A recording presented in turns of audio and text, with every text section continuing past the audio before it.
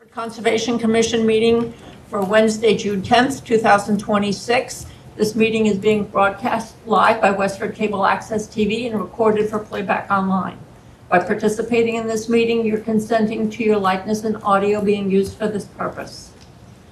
The first item on our agenda at 7 p.m. is open forum. Do any members of the commission have something for open forum? Matt? Just an update for the commission themselves.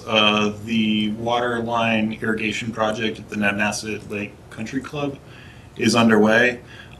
They're doing a pretty good job of kind of caterpillaring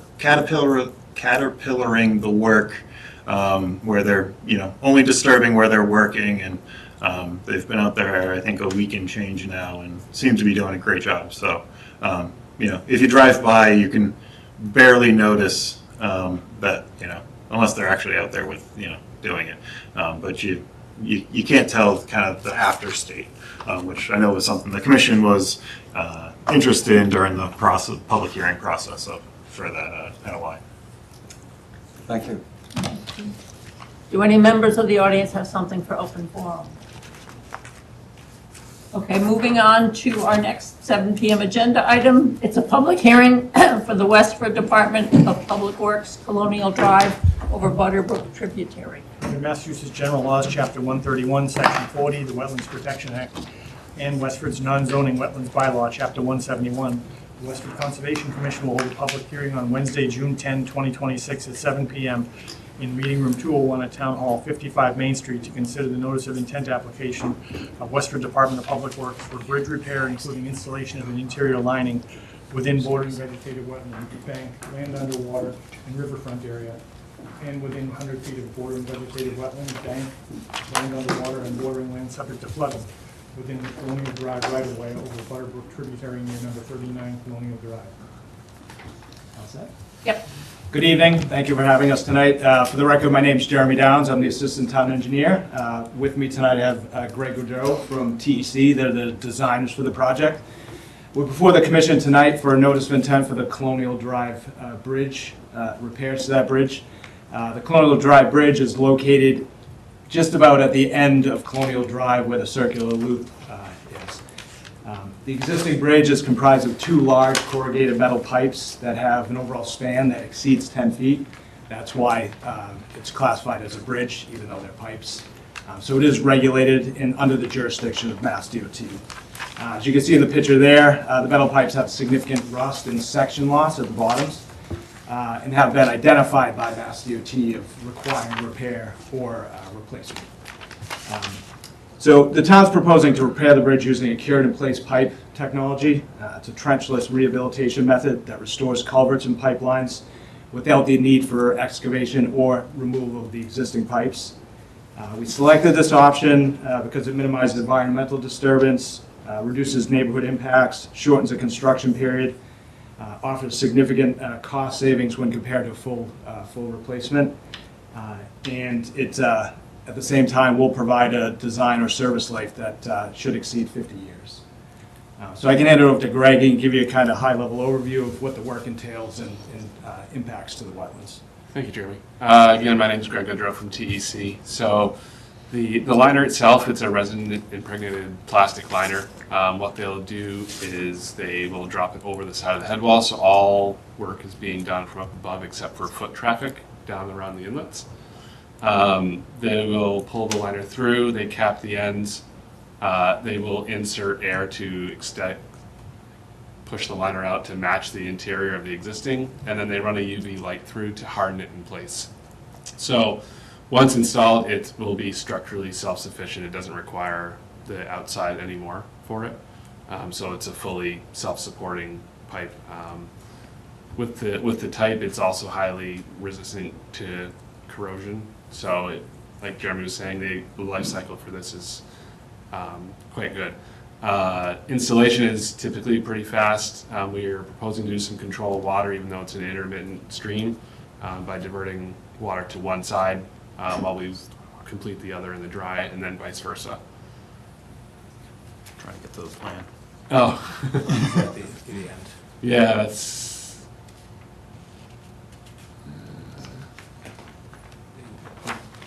separate attachment. It might, I think it's a separate attachment. I don't know if we did this. No application.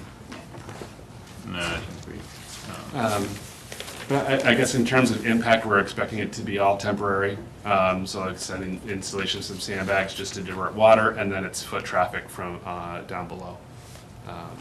So there is going to be minor impact to land underwater and bank and then riverfront area. But like I said, primarily from foot traffic, we're not proposing to do excavation down below at all. Resource area landscape. Jim? Do we have these UV lining type inserts elsewhere in town? We haven't done it in town. I've visited a couple other municipalities that are doing it right now, and Anything we've to keep the researched. water from flowing outside the lining, inside the existing pipe that's rusting out, but outside the lining? In between the two? Yeah. Yeah, so it wouldn't, it's sealed on both ends. And as Greg did point out, and you could see in some of those photos that were up there, we have section loss in the bottom. So Yeah. what we're most likely gonna do is pour an invert there and seal and fill those voids. But when all's said and done, it's sealed on both ends, so you don't get flow in between like that interstitial space.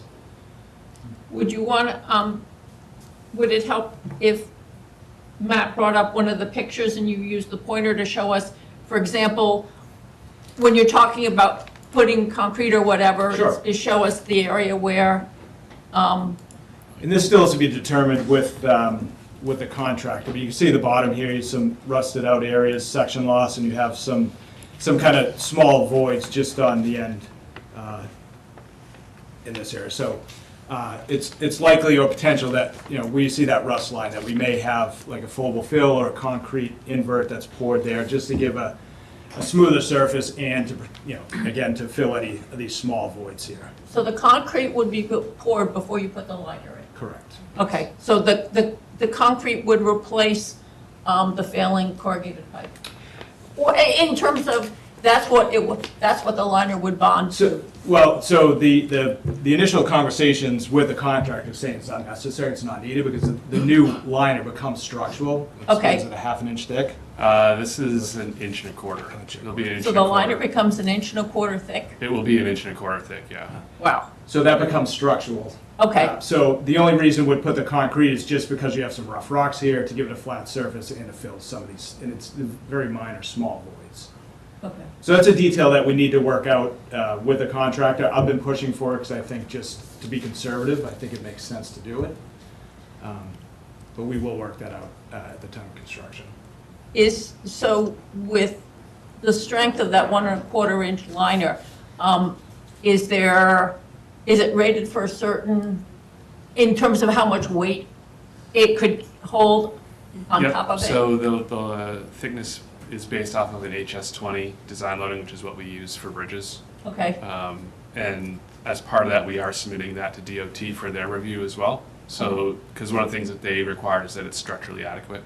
okay. So anything heavy coming through that pipe or resting on it would be strong enough to carry the weight? Yes. Okay. Jim, you had other questions? You know, I'm just concerned about the lining, where we've done it before and we have not.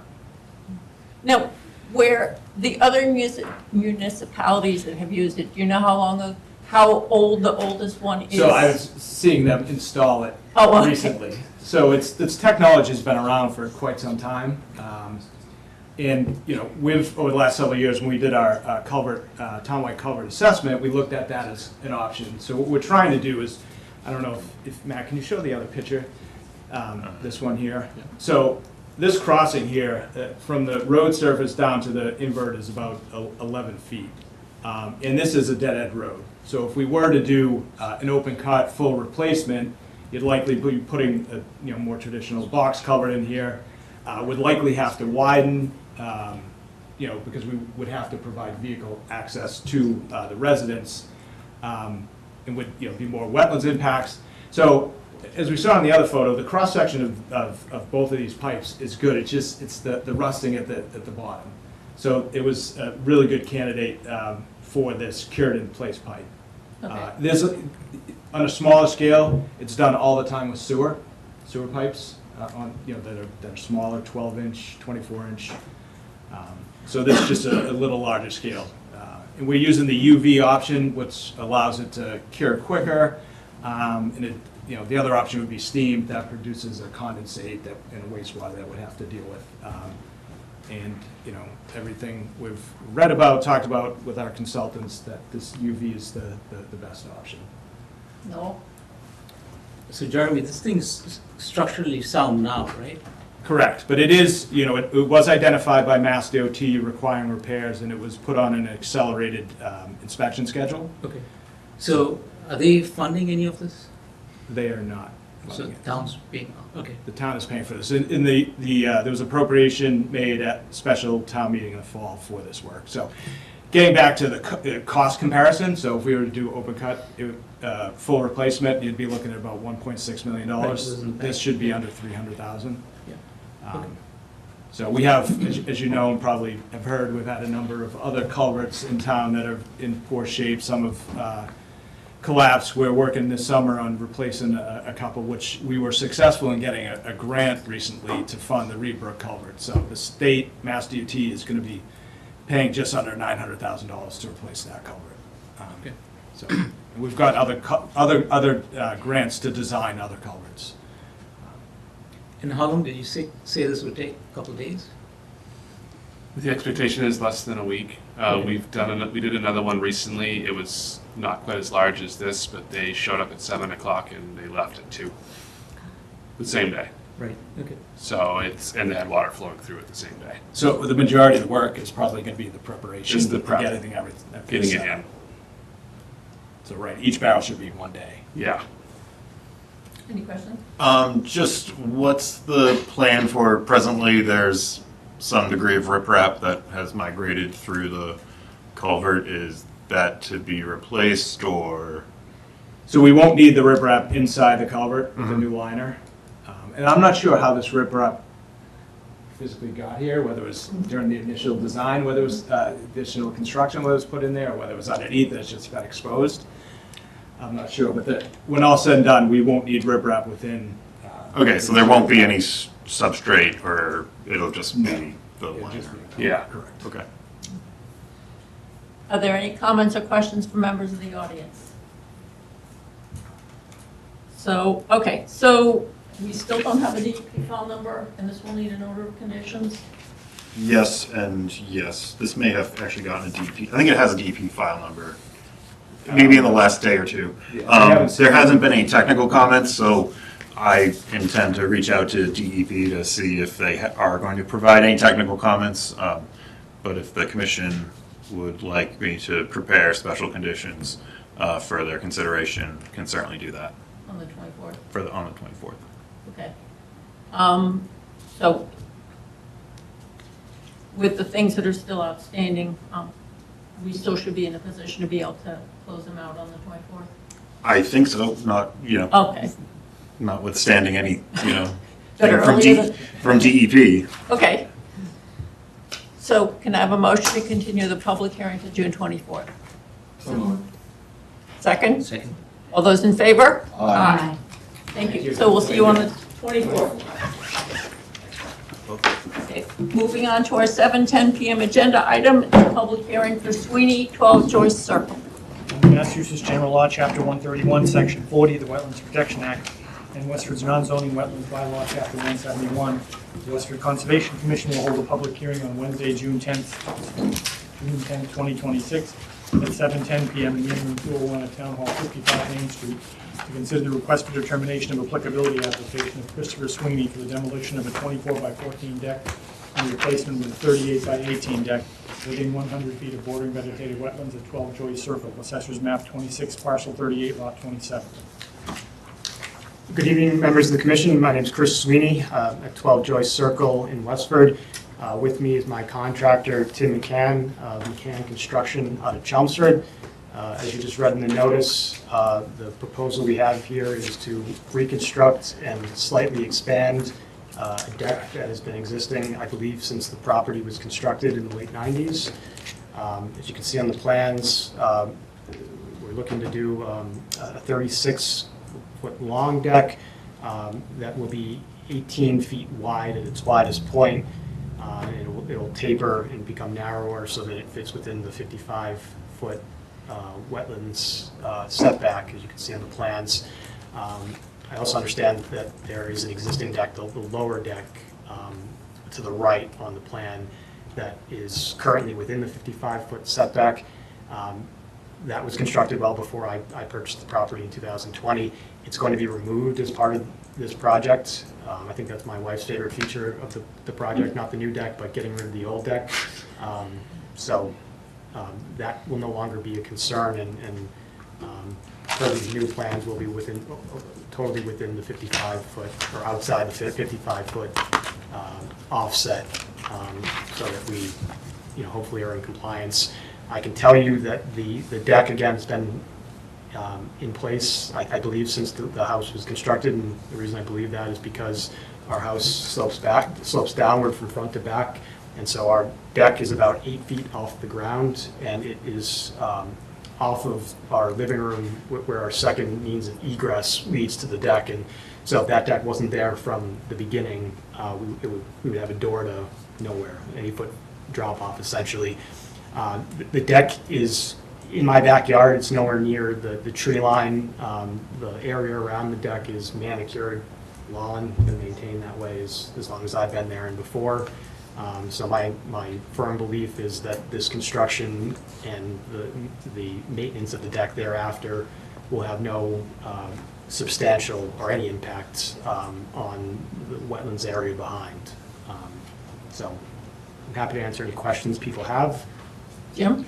Matt, have you taken a look at this for the slope? Yeah, I was looking at the grades, and I mean, it's typical kind of construction of that era where it would, kind of half walkout basement, and again, where they're doing, is it sonotubes? Yes. Yeah. I certainly think there, a degree of Silt fences? an erosion control, kind of encapsulating the work area. And one other thing I noticed just in preparing for the meeting and reviewing the building permit application, which was submitted, this plot plan and the one that was submitted with the building permit are different, and it's just one of those, Oh, yeah, I updated that this afternoon on Okay, the building site. just want to make sure that, if the commission's amenable overall, a suggested condition of approval would be to, prior to issuance of the building permit, make sure that the plans are consistent with what the commission reviewed. The one we've got on display is the right one? Yes. Okay. This looks fine. Any trees coming down? Nope, no trees. Nope, it's essentially in the same spot that the existing deck is. We're just going out over Okay. the walkout basement and destroying the lower deck. Now, there's no driveway shown here. I'm assuming there's going to be a dumpster on the driveway, and stuff will just, as it gets deconstructed, the stuff will go into the dumpster. That's my wife's second favorite part of the Okay. dumpster. They get rid of all of her old stuff. So I'm assuming there's stairs on that deck going down. There is. Could you just, for information, with laser pointer right here on the table, is just show, where it's starting and where it's landing down? So the stairs currently go like here, Yep. down this way. So I think it'll be similar. Okay. And so there'll just be But a concrete. it's this bump out here. This bumps out. Yeah. Okay, so that's kind of the stairs? Or the stairs will be part of that? This is the existing staircase here. It goes towards this side of the yard. Okay. There's going to be a landing here that will, Okay, so there's a landing that the stairs will come down to. Okay. I'm fine. Questions from the audience? Well, Matt first. And just if the commission is amenable, this may be considered a minor activity under the state's wetlands regulations under 310 CMR 10.2B2E, as it's work proposed in an already disturbed area and greater than 50 feet from the resource area, and erosion controls are conditioned by the commission. So, something to add. Any comments or questions from members of the audience? So, you've got potential conditions in mind? Yep, erosion controls shall be consisting of wattles be installed prior to the commencement of work and shall be inspected by myself or colleagues, and also prior to issuance of the building permit, the plan of record reviewed by the commission shall be uploaded as part of the building permit application. Can I have a motion to issue a conditional negative determination? So, second. All those in favor? Aye. Can I have a motion to close the public hearing? So moved. Second. All those in favor? Aye. Thank you, members of the commission. Thank you. Appreciate it. Thank you. Thank Good you. luck with your project. Thank you, appreciate that. Love it. So moving on to our 7:15 PM agenda item, it's a public hearing for 38 Burn Ave and 16 Lakeshore Drive North. Under Massachusetts General Law, Chapter 131, Section 40, the Wetlands Protection Act, and Westford's non-zoning wetlands bylaw, Chapter 171, the Westford Conservation Commission will hold a public hearing on Wednesday, June 10, 2026, at 7:15 PM in Meeting 201 at Town Hall, 55 Main Street, to consider the request for determination of applicability application of Alan Judy Prescott, James Hurd, and Mary Smith for removal of 12 trees within 100 feet of bank, the lake, Madawassett Lake, and bordering land subject to flooding at 38 Burn Ave and 16 Lakeshore Drive North, Assessors Map 78, parcel 83 and 84, lots 0. Good evening. Good evening. For the record, you are, Al Prescott, 16 Okay. Lakeshore Drive North. Judy Prescott, 16 Lakeshore Drive North. James Hurd, 35 Burn Ave. Emily Smith, 35 Burn Ave. okay. So somebody want to take the lead in describing what you're proposing? I'll describe the overall thing. Okay, As you can see, our two parcels abut each other, and we have a series of challenging trees. We would like to use a single contractor at a single level of effort, so we come before you together to see that all together. There are really three types of trees that are in all of this. They're either dead, diseased, or in the case of the ones at 16 Lakeshore Drive, they've outlived their useful life. They're hundreds of feet tall, and chunks of them are falling, have all but hit our house on 2 occasions. We've gotten to be the first response from the tree people after a microburst and various other things. So that's why we're here before you tonight. comments or questions from the commission? So I see the trees that are, then I'm looking at these trees over on this lot, and I don't see any house or anything on this lot. I was just trying to understand why the trees were coming in. Our house is across the street from there. Okay, But Is this, but we own this, a separate parcel as that property.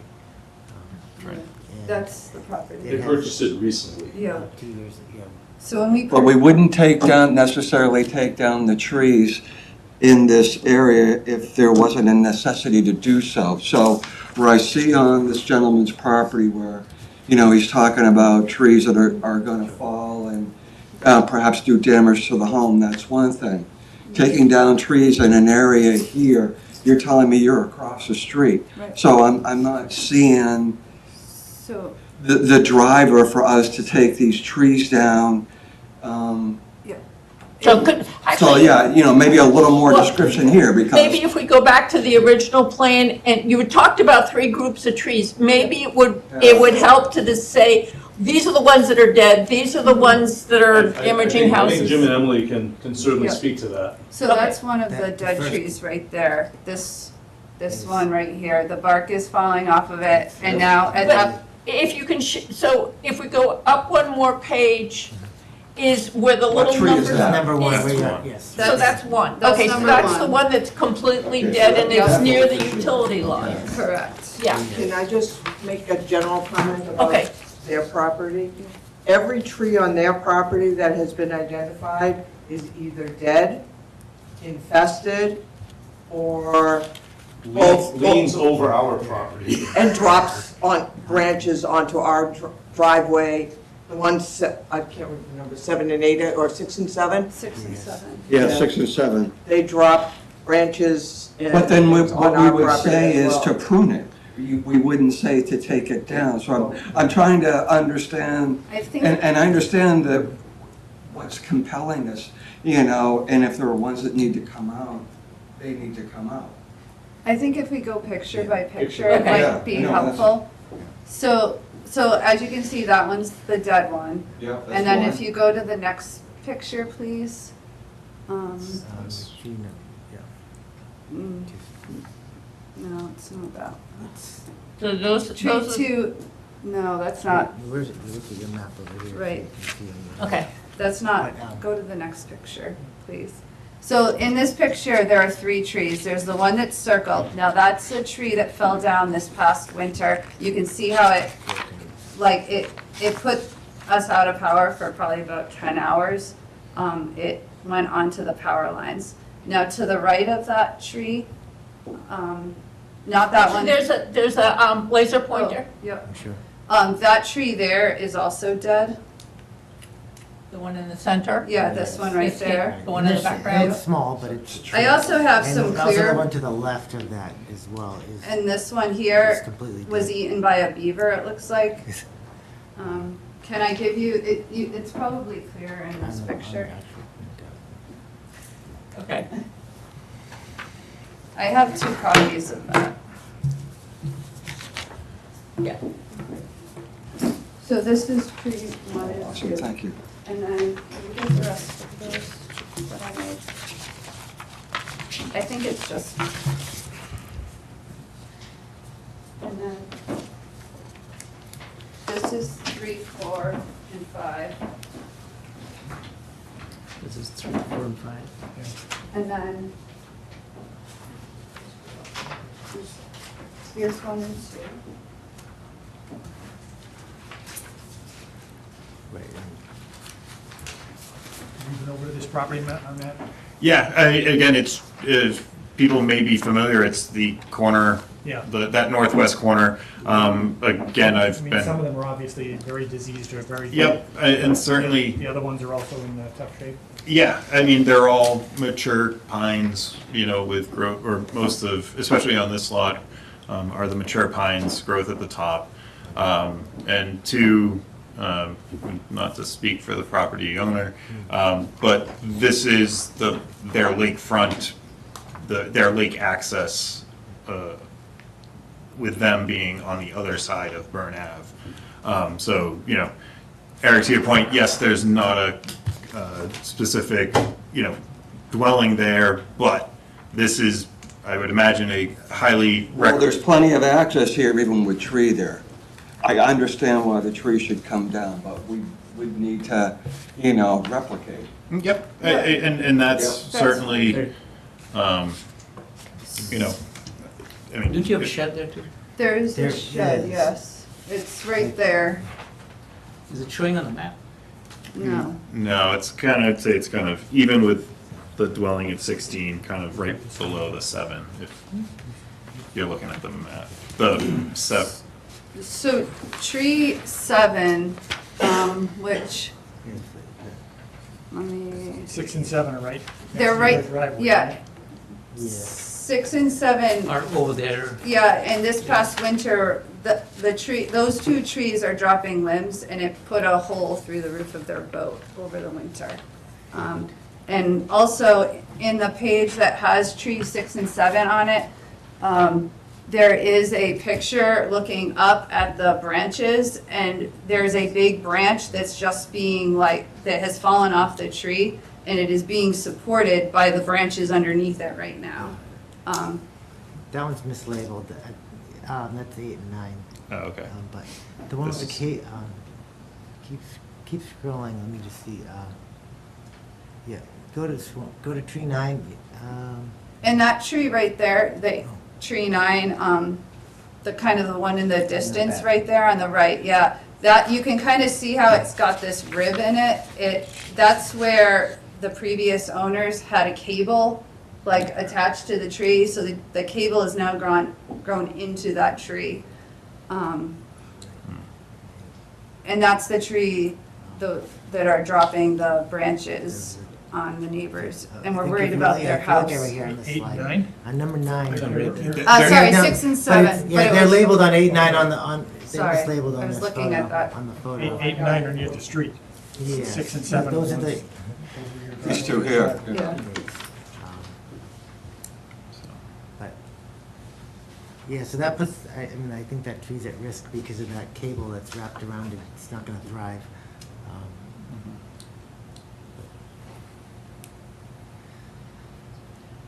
No. So will there was some talk about the electric lines, right, and interfering Yes. with the trees? So we, There is, I think that was number 1, is the tree that was marked by National Grid to take down 2 years ago. But they haven't made any action on that. So is someone going to come to us, or is National Grid going to come to us separately and ask for permission? At this point, that we, we were We told haven't they're heard- not gonna take the tree down the last time we talked to them. Okay. they said it's really not on their agenda right now, so. When I last talked to them in October of 2025. So, removing the trees, what was the thought for, the replication? Again, typically, whereas the commission typically requires, one-to-one replacement. Again, I think there's opportunities to, again, I think where the property, where specifically 38 Burn predominantly has pines and doesn't really have much ground cover or any real understory to it. I think there's the opportunity to, plant a mixture of shrubs and, trees and, kind of achieve a good balance of kind of a better environment as opposed to just the mature pines. And again, if amenable with the commission, certainly a condition of approval, that the planting schedule and location be reviewed by the commission or its agent, prior to its implementation. Jim? We received some flyers from either Eversource or National Grid that had suggestions for plantings, from everything from ground cover. 30 under 30? Ground cover to shrubs to trees, depending on how much sun. 30 feet high? Depending on how much sunlight they get and all that kind of thing. Great idea. And that would be something they could all take a look at, maybe they Yep. could pick some. Sierra some plantings. Sierra and I have kind of I wouldn't say a stock email, but we have stock information that we can send, again, a couple between Eversource's 30 under 30, Mass DCR's Urban Forestry Program has, kind of a planting guide. And then additionally, the town through its... Because they don't want to be doing this again. Right, no, exactly, I completely agree. If we're going to do it, let's make sure it's successful and, we're planting the right trees. Right. So, we can certainly provide that information, for, especially as a starting point and some guidance, and again, one-to-one replacement. The other comment or question I had to the commission would be, removal of stumps, grinding of stumps, particularly, kind of. Are they proposing or not? Well, I'm trying to think of, are we going to get better planting? Will the plantings take better if there's areas that say are removed, where there's, stumps removed? Oh, because that loosens the soil, that Right, that it's increases the area where stuff could grow. you're not competing with, a stump and existing roots. Again, it's, I'm cutting down dead trees, I'm not trying to manicure this lot. That's not really what's, what we're trying to achieve here. To the extent that we aren't grinding it all up and we can find other, we're not telling them to plant directly where these, stumps are gonna be because they'd be in the wrong locations. Yeah. Like 7 and 6. Mhm. We're not gonna be putting anything next to 7 and 6. So we're probably looking at some different locations anyway, so, maybe grinding up the stumps isn't such a necessity. okay. Again, this was more just my own idea, trying to. Yeah. Talk about it And now rather than. We're not talking about putting butt logs or Or cut, no, Well, what's there and one was, leaving it one was, there. one was You know. proposed, the cut to 6 foot, on 16 Lakeshore North. Yeah, we suggested that because that way we wouldn't actually be doing the. Yeah, soil- number soil- 12, we don't number do the 12, soil yeah, and I saw disturbance. that, Yeah. yeah. So Okay. we actually want to Yeah. do that, goodness to the lake, but we're not opposed to looking at alternatives to plant somewhere else on the property. Okay, yeah, Well, I don't want to put something that's just going to jeopardize your house again. Right. You know? I've listened to this 30 under 30 thing and liking the sound of it. Yeah. are there any Yeah. comments or questions from members of the audience? No, okay, any more questions from the commission? Oh, thank you for, the pictures really help. Sorry. Yeah. Okay, so we've got conditions planned. Yep, 1-to-1 replacement, and 312 be left at approximately 6 feet. And the trees to be chosen, Yeah, discussed. with- 1-to-1 and reviewed and approved by the commission or its agent. Okay, so can I have a motion to issue a conditional negative determination? So moved. Second? All those in favor? Aye. Can I have a motion to close the public hearing? So moved. Second. All those in favor? Aye. Aye, okay. Thank you. Thank you. So Matt will be Thank in you. touch. Yes, much appreciated. Thank you all very much. Thank you. Have a great night. You too. So moving on to our 7:20 PM agenda item. I'm still there. It's a public hearing for 18 Fletcher Road. Under Massachusetts General Law, Chapter 131, Section 40, the Wetlands Protection Act, and Westford's non-zoning wetlands bylaw, Chapter 171, the Westford Conservation Commission will hold a public hearing on Wednesday, June 10, 2026, at 7:20 PM in Meeting Room 201 at Town Hall, 55 Main Street, to consider the notice of intent application of Sheila Busso for construction of 2 additions to a single-family dwelling, 457 square feet and 1,740 square feet, and replacement of a septic tank within 200 feet of Cold Spring Brook at 18 Fletcher Road, Assessors Map 31, Parcel 108, Lot 0. Good evening. Good evening. For the record, my name is Sean Hassan, McCarty Engineering, here on behalf of the applicant, Shalita Bueso, of 18 Fletcher Road. We're here for an NOI, notice of intent, that we filed for 2 additions to the existing house, and then the proposed septic system in the front yard. So just going up to the plans, Fletcher Road along here, and then proposing a driveway to come into the new proposed garage. It's approximately 1,740 square feet. And then a new addition to the front for new front entrance, approximately 457 square feet. And then we're also proposing a deck in the back. And then in the front of the house, there's a septic system, along with the appropriate amenities to come with that. There is a delineated riverbank in the back. Sorry, get down there. No worries. And then here's the 100-foot inner riparian zone, and then the 200-foot outer riparian zone. We are not proposing any work within the 100-foot riparian zone. Most work will be done within, in between the 100 and 200-foot riparian zones. We did just receive a file number and comments from DEP. We've addressed those comments in the letter that I just handed to you guys. I can go through those if you'd like. I can pull it up, I have it. This is the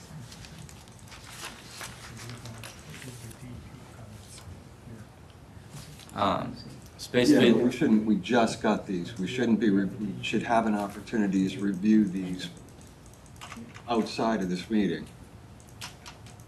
Right. I mean, I think he can address, again, in the commission's meeting packet, I included the DEP's technical comments. Again, it's a notice of intent, so it'll be continued. So we can certainly include this again in the commission's meeting packet for the subsequent meeting. But if you, through you, Madam Chair, if, kind of go through some of the points of the technical comments and kind of your guys' responses. Yeah. We can, Fine. That way, if we have follow-on questions, we can ask them. Yeah, so basically the gist of DEP's technical comments were they believe that it should be reviewed as redevelopment under 10.585. We had filed it as 10.584, just standard riverfront. But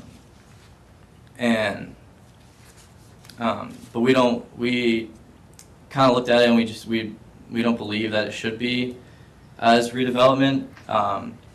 We don't meet a lot of the requirements for redevelopment. We mostly meet the requirements for 10.584, except for less than 5,000 square feet of disturbance within the riverfront area. And then they asked for square footage, and we are increasing in impervious about 2,600 square feet of impervious surface is in addition to what is existing currently. And then the third comment, they were just again looking for us to meet the requirements for 10.585, and we just talked about how we really don't meet those requirements.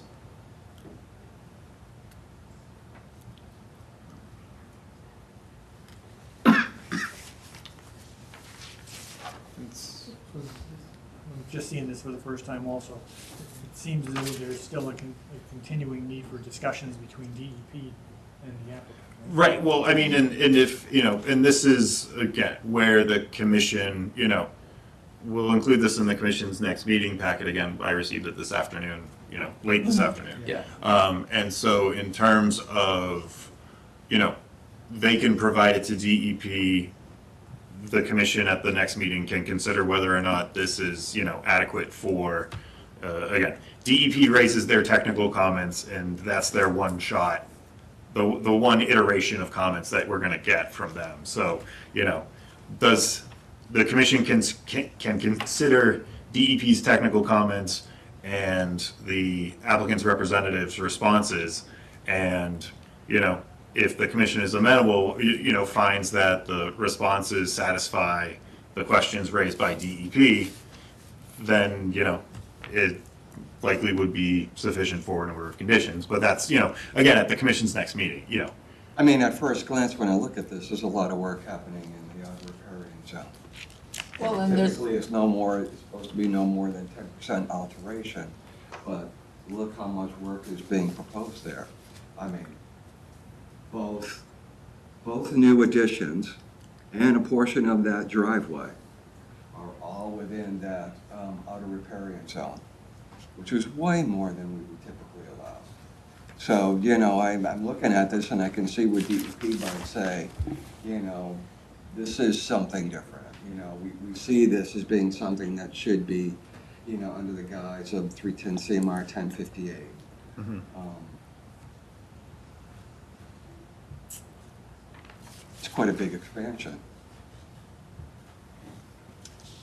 and I also, I'm wondering why the proposed foundation drain is going all the way into the 100-foot buffer as opposed to being somewhere in the outer riparian zone. I mean, that's a really long pipe that you're running, and then you've got an outfall well within the 100-foot. So it's like, why is that there? Why is that not elsewhere? We were trying to follow the grades, so if you just zoom just a little bit up, please. Thank you. This is kind of a ridge here, so every grade this way flows towards the street, and then everything else kind of flows towards the back here. So we were just kind of following the grades, going down towards. Yeah, but it looks like you're dropping, what, 8 to 10 feet in grade to get, when you're looking at where that proposed outfall with the proposed foundation drain, it's what, Like 6 feet down. 6 to 8 feet below? Madam Is- Chair, I can answer that Yeah. question for you, sure. So, Okay. for the record, Wesley Fliss, McCarty Engineering, and so I worked with Sean on this project. I was the person that stamped the plan. And so with regards to the foundation drain, if you look at the elevations of the building itself, we're about an elevation of 204 around the building. And so when we're looking at the foundation drain, to get deep enough and to get the water to an area that we thought was a better place to put the foundation drain water. We're not talking roof runoff, we're just talking foundation drain, right? So we're talking a perforated pipe around the foundation to take care of any groundwater issues around the foundation. The best place that we thought would be to put it in the backyard. We understand we're in the 100-foot buffer zone, and the riparian zone, but to put that in, we'd only have to use a ditch witch. We wouldn't have to do any clearing of trees. And that would only be seeing groundwater associated with the foundation.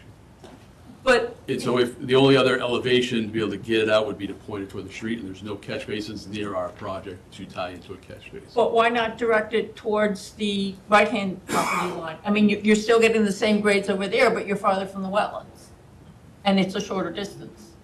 So we're trying, so we're not gonna, the way the additions are, we're not doing the foundation drain's not gonna go on the right-hand side. That's just the garage. And so the garage should be a slab on grade, and so we won't have the. So you're foundation. adding a foundation for the existing house, a foundation For the- drain for the existing For house? the addition on the front of the house. We're trying to help with the front of the house. There's an addition to the front of the house, there. Okay. So we can check with the contractor and see what they have for foundation plans and see if we can make that work on the right-hand side. Yeah, I mean, We were looking at it for the, like I said, for regards to where the foundation drain's gonna be. We were looking at on this screen, the left-hand side of the house would be the foundation drain. well, it And just, so, we know we have to come back to the next meeting, so we'll look at it, that item for you. I'm not understanding this. I think you're talking too fast for me. okay, so where the foundation drain is, Yeah. it's actually coming well into the buffer zone. The outfall for that drain, is that something that's got to be, is that potentially something where leaf litter, et cetera, it may require maintenance, cleaning out over time? No, we're only showing a 4-inch pipe here. If anything, it's gonna be kind of buried into the ground. And so you'll be able to see the end of the pipe. And there'll be riprap or whatever to. Yeah, we'll have a real small drip pad. We're not looking at a huge amount of flow. For a 4-inch pipe coming out of that, for a perforated 4-inch pipe for foundation drain, we're not looking at a large amount of flow. Okay. Yeah. But like I said, we'll take a look at the elevations for that right-hand side, because I can see where you're talking about, is the elevations are similar on the right-hand side. I just don't know if we can get it to that area with the way the foundations, or the new foundations were gonna be poured. So let me check with the contractor on that. We'll get back to you at the next meeting for that. No? Any trees affected or being cut? And the closest point to the wetlands is about 140 feet roughly, 150? Yeah, so we're at the 100-foot buffer zone for the wetlands, yes. Right. Okay. This is all riverfront. Correct, yeah. So with that existing shed, is that an active use? I mean, I'm looking at how that seems to be on a fairly steep slope, and I'm kind of wondering if that's an actively used shed, would it make more sense to have it not buried in the trees in some place that's more accessible for the homeowner? And this is, just in terms of Yeah, we can ask the new, because, right, the property's being, so, yeah, they're changing hands. yeah, So as part of this, if you're asking for the shed to be removed out of there, I don't think they're gonna fight you on that. okay. So if that's part of what you want to be accomplished on this, that's fine. Couple things that I want to point out that Sean was just talking about, though. So the way we had laid this out, right, and so there's a ridge line here, right, through the property. And so existing house kind of sits on this side of the ridge line. What we tried doing is showing the addition, as long as we could still meet the zoning requirements. So you were right up next to this dash line here is the zoning requirements. And the same thing with the addition here. What we tried to do is getting everything that we're really impacting toward the street and away from the riverfront. We're not really impacting anything that goes out toward the street, other than maybe the deck, but the deck is, right, it's slatted, the runoff can go right through the deck. So any impact that we're proposing with regards to the additions in the driveway is all going to go out to the drainage system in Fletcher Street. And then one thing other we want to point out too is, as part of this, there will be a new septic system the existing septic systems that have been on this property have been in the groundwater and are doing no service to any of the resource areas on this property. And so what we were trying to do is put the septic system as close as we could to the street with regards to the Title V requirements and your local Board of Health requirements. But we are meeting all their requirements also. Is the existing septic shown on the plan? We had, I think, some tanks located over, are these the trees? I want to, Oh, is it under part of where the driveway and stuff are now? yeah, let me, I can, we can get that information for you at the next meeting. Okay, because, yeah, I mean, if the existing leach field's in the groundwater, So the existing system is well in the groundwater. When it was installed was before, we think it's well before Title V is really what the, and so we're trying to, again, make everything, at least with regards to the new house, the new driveway, trying to keep everything as close as we can to the street, trying to make the situation as best as we can. But I just see this. This is the outer riparian zone. Yep. This is all that work that you're adding in the outer riparian zone. Yep. And you're supposed to have no more than 10% alteration in that Or 5,000, zone. yeah, or 5,000 square feet. However, the other item that we pointed So out. I look at this and I say it's excessive. I say it's too much for So- what you're proposing. So I just want to point out, and I know, and I apologize, we just got the letter, we just got the comments not too long ago from DEP, so we were working on trying to get those addressed before tonight's meeting, so at least we can have a conversation about them. Knowing that, we kind of thought we'd have to have another hearing. And so in the letter, and I know between now and the next meeting, you guys have a chance to look at this and research the Rivers Protection Act at on your own time. In the Rivers Protection Act, under 10.58, 4D3, there is a stipulation in regards to issuance of a single-family home within the riverfront with a septic system and a driveway and a lot recorded before August 7th, 1996, right before the Rivers Protection Act came into place. And so there is an exemption in the Rivers Protection Act for a single-family home within the riverfront. And No so, exemption in our local wetlands bylaw. The riverfront's only a state. We don't have We still that. have some jurisdiction outside if we feel if it's going to impact. I'll make the point again, none of this is going to the river. It's all going out to Fletcher Street. The additions to the house are all going up to Fletcher Street. So there's no negative impact to the stream as part of this project. We're not taking any trees. We're only doing work within an area that's partially a driveway now, and then it's lawn area now. you better. Madam Chair, if, are there any erosion controls We do show, proposed? yep, we showed a Well, road control barrier. proposed on the front of the house. And my train of thought being, where are there the next question is, are there catch basins in Fletcher Street? They're the furthest catch basin, so we can add anything that, if I guess, to beat you to a point, we can add something, it's at the intersection of, I'm trying to think of the next street up. Yeah, but the last question is whatever's going into, in the event of erosion from the front of the property, Yeah. entering into a catch basin, is that then getting into, the stream further on up? I didn't follow the system all the way down, so Yeah. during construction, I don't know, I'm sure eventually it's gonna get discharged to either a wetland or a stream. Yeah. And so what we can do is, I know we show the erosion control barrier on the river side, Mhm. because that was our main concern. We can show an erosion control barrier on the street side also. Yeah. And then if you would like, we can show a silt sack in the closest catch basin. So I know there's one further up to the northeast at that intersection. Right, and that's my, and again, I can certainly check with engineering Yeah. to see what so you're not having I was to. taking a look at that today too, because I was curious on where the closest catch basin. It is, I would say 150, 200 feet off the street. It's past the next, I think, one or two houses at the next intersection. Yeah. So, and if you, it's like I said, if you would like, we can put a silt sack in that catch basin. That's easy enough. Or maybe just keep erosion all on site. Well, we can, but, Yeah, I mean, it just, is.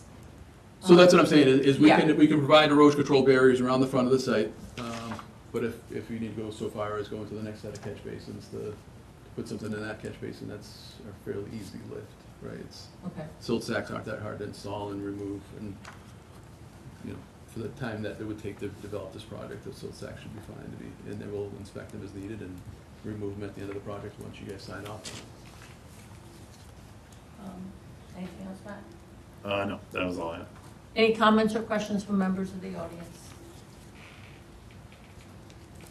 Okay, so we've got a letter, we've got DEP comments to look at in terms of, Madam Chair, before we, yes, Eric, can I? Eric? I don't want to mispronounce your last name, so I apologize. So can I ask a question? So, Sure. I know obviously you're concerned about the size of the project, so can I ask? I guess so- I'm concerned about the amount of alteration in the outer riparian zone. Okay. And so, if we were, so in the area that we're doing, there's no tree removal, but we don't show any additional landscaping in there. And so I know the difficulty we had with the river redevelopment standards, right, is first of all, it says you can't be any closer to the river under the redevelopment standards, so we can't meet that requirement, even if we put a deck on the property. If we were to look at, you know, completely straightforward with that regulation, we can't meet it. There are items in there with regards to mitigation and, you know, with regards to one-to-one area. We're not necessarily looking at one-to-one area because we don't want to disturb any more of the area out here. We like to leave all the trees out here. Could we provide additional landscaping in lieu of the development? Because like I said, I still believe that we can, you know, fall under the provision of a single-family home within the riverfront, because the lot was created before 1996. But we obviously want to work with the commission and give you something that you're happy with also. Well, the lot was created before 1996, you say, but that doesn't get, my understanding that doesn't give the ability just to build what you want in the outer riparian zone. Looking at the extent of the increase of impervious surface, not just because from the building, but also because. From of the driveway. No. So here's the way. And in So I front of put the the house. wording in there for you for this purpose. Sorry, I apologize for that. So I put the wording in the regulation there for you, right? So, right, it allows you to, I don't want to say ignore the 5,000 square foot at 10%. But in lieu of that, as long as you can show that you meet the rest of the requirements of 1058-4, which we do for all the other applicable standards within that section. We don't have endangered species out here, so it doesn't apply to this. But we do have the in excess of 100 feet between this development and the river, which we went over in our cover letter as part of the notice of intent. Under A, right, can the lot be developed under the other applicable provisions of the municipal and state law? You know, obviously, I was showing you, we meet your other town regulations regards to zoning, right? And so those are the real only things that apply to this regards to your other municipal regulations. And then the B would be the performance standards of 1058-4. D are met to the maximal extent feasible, which we do, except for, you know, for all the other items that are applicable to this product. So that's why I asked the question to you is, you know, is there something else we could do with regards to where it's lawn, could we add additional landscaping features that would? No, to me, I don't look at additional mitigation steps Okay. as far as, you know, alteration in the outer riparian. I mean, we typically try to minimize the extent possible to any alteration. And I just look at, I mean, your proposed garage is nearly twice the size of your existing home, and you've got as much driveway as you do proposed garage. I mean, it's just a lot of. And then also, where's the snow going to get plowed? It would stay within the front yard. So it's actually going to be, yes, so it'll be plowed onto adjacent vegetated lawn area. But it would be, yeah, like everybody else, In the well, river. plowed or snow blowed or whatever, or shoveled, however you. Well, you know. but it just, yeah, It would stay within the grassed area. yeah. Yes. So it would be infiltrated there, so you couldn't put landscaping there. Well, we could add trees. And so really, we wouldn't add trees to that front area anyways, where we would put snow, because the septic system's there and so is the water service. I'm thinking more either to the lower part of the house or the upper part of the house, where we don't have any other utilities that would interfere with that. So where the cursor is now, there'd be an ideal location to put plantings in this area here, or we could put additional plantings in this area here, or even in the backyard. So, and like I said, I feel like there's plenty of room on the site to add plantings if that's something that you guys would be amenable to. Guys, we're not going to solve this tonight. No. No, I'm just Yeah, asking. I know, Yeah. but I know we're going to sit and contemplate for a while, and time's going to tick. Yeah. So, The reason I asked the question tonight is I know we're gonna come back to no, the next I meeting. hear you. Yeah. And I don't wanna, No, I mean, when I start doing all the blue and I look at all the alteration that's being proposed, to me, it just seems excessive. So, at least you Yeah. understand where I'm coming from. now, I'll ask the last question, we'll leave it at that, is, obviously you circled a big portion of the house and talked about the portion of the house. If we were able to put the house into a recharge system and provide recharge for that house. with I'm that- sorry, I missed what you said. If we were able to take the roof drains for the house in the addition and put it into a recharge system. No, I'm talking about work that's being, I'm not talking about the drainage at all. I'm talking about the increase in impervious surface and the activity itself, not just the drainage from the roof. As far as drainage from the roof here, I wouldn't put it here. I'd be trying to, put it into a dry well or something like that. Well, that's what I'm talking about. Yeah, up close or a French drain that was close to the house that, let it infiltrate instead of bringing it down to a point. Well, that point down there is not the roof drainage. That's the foundation. That's the foundation drain. Okay. So the roof drainage right now would go to the It's street. it's just gonna sheet off? It would go off to the Okay. street, correct. But we could put it underground into a dry well or infiltration system. I mean, to me, that's less of a concern than just what's being proposed as far as impervious surface and the amount of work.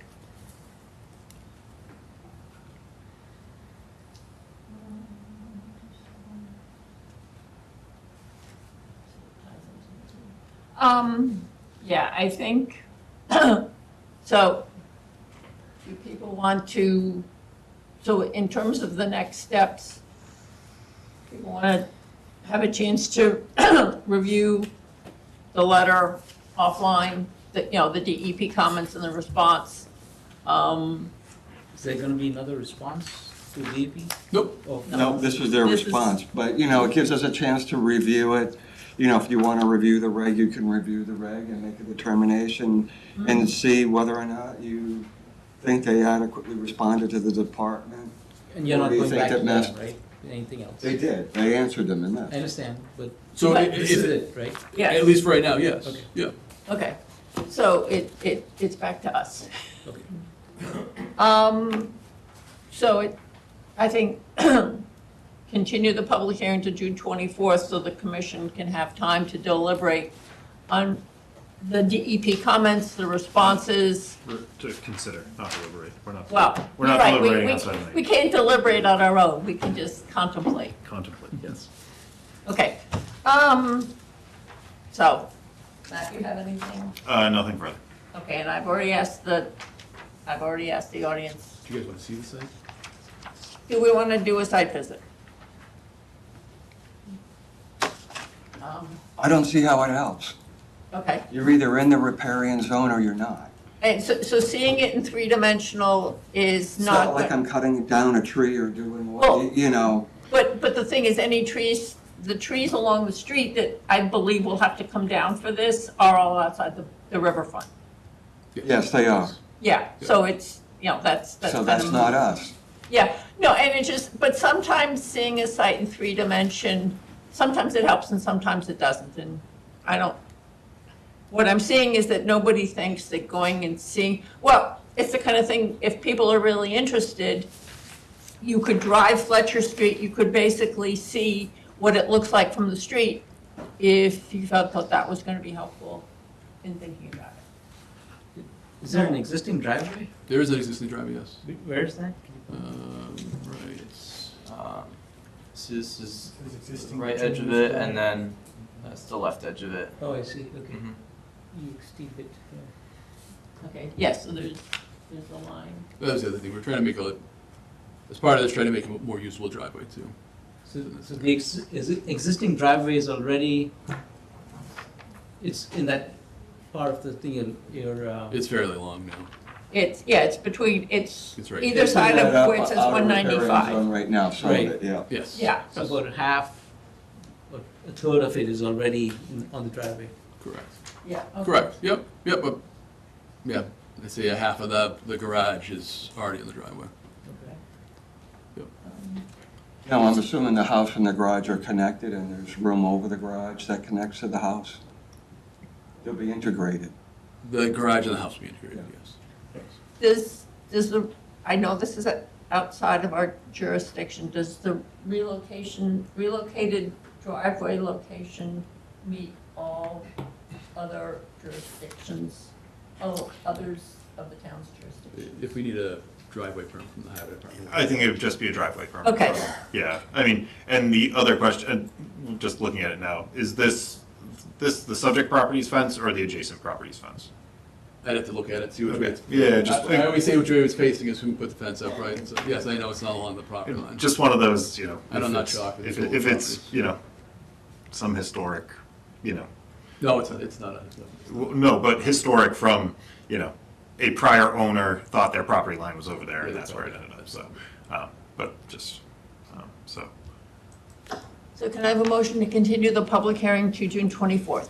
So moved. Second. All those in favor? Aye. Aye. Okay. Thank you for your time.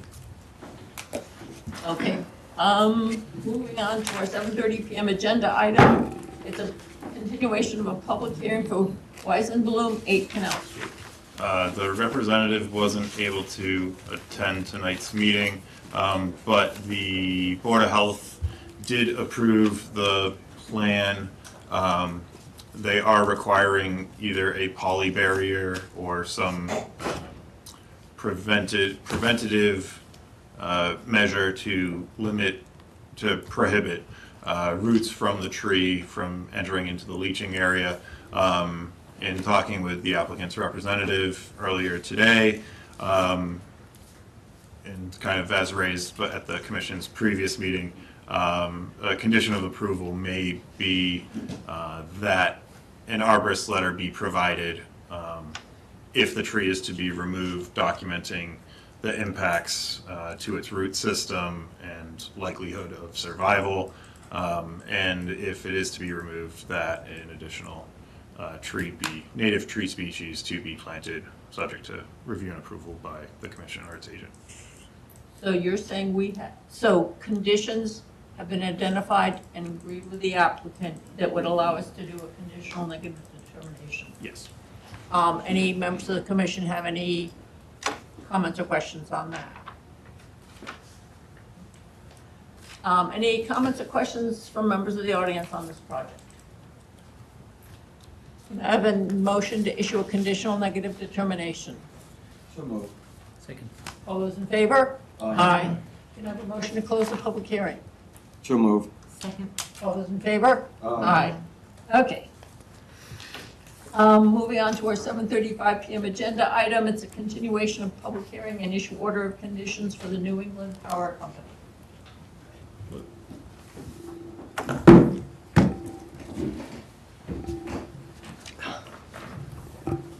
Good evening. My name is Andrew Cole from National Grid, environmental scientist on the project. And so, commissioners, this was one of the things provided, again, based upon discussions at the previous couple public hearings, and as reviewed by the project proponents and their representative. Most of the red kind of text, which had been, reviewed and discussed, either received kind of a deleted comments to keep the numbering consistent. Strike-throughs presently are to be removed, and that was again what was discussed at the previous meeting. There were one just minor kind of editorial suggestion there. Two of the special conditions were suggested language was provided from the project team and is included special conditions 47 and 58. 58, thank you. Yeah. And they focus on, 47 focused on the demolition debris and kind of the plan for its removal during the process, or after the process. That they'd be stockpiled either within the permitted work paths or along the edges of the access roads outside of the wetland resources, and to be removed at the end of construction. Additionally, number 58, with respect to the prohibition on work between December 1st and April 1st, they're offering, outside of a typo, monthly look-aheads to be submitted to the commission. So what's the timeline? When I look at 47, it seems like they want to, be able to leave things until, it says waste will be collected and removed at the end of construction. So. Is that construction at different points along? Or after all of it's done, yeah, exactly. Well, is it just incremental completion of construction in specific work areas or the project overall? Yeah, generally, like the debris that I'm thinking about is like your pole butts, right? And then insulators, things like that. So like for the poles, as an example, they would collect those and stockpile them so they have a load that's appropriate to have a full load, that kind of thing. So it's really just so that we're not just having these small loads being picked up kind of concept. Okay. That's So it would be, so it's not, so post-construction is kind of, in some cases, it's more frequently than post-construction. Yeah, it's more frequently than post-construction. Generally, what they'll do is they'll stockpile those materials, again, get like a load and do a removal. And then for every project, we do a punch list at the end regardless. And Okay. it's a documentation that debris has been cleaned up. And we can certainly provide that to Matt. We can do a walk down at the conclusion of work. So it's assurance that everything's been picked up. So removal from the project incrementally during construction and then final cleanup post-construction? That's perfectly fine, yeah. Yeah, that's fine. I just want to make sure it doesn't sit there till the Okay. end and you just have piles of debris. We're not requiring it to sit there till the end, we'd like it going earlier. Yeah. Yes. Yeah, so incrementally during construction and then post-construction final cleanup. Will be removed incrementally, okay.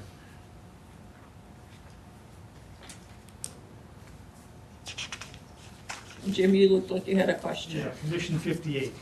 This, we went around and around in circles with the representative at the last meeting. Because she was attempting to get rid of the, asking permission to continue to work during the winter months. And we said, no, we wanted to keep that in there. It's not in there. Right, no, I mean, again, sorry about that. It's The- suggested wording, right? Right, and so again, if I saw. We want to leave it the way it was, and we want Right, to. and if that's, again, and if that's what the commission wants. That's what we But wanted. again, So can I speak to it just a little bit? And the reason the change of language is asked, the wording of asking for permission, when you have a utility line right-of-way project that is relying on getting work complete in an outage, by saying we need to have permission and then having, basically you say you can't do the work, we'd have the loss of the ability to complete the work in the time that we've specified.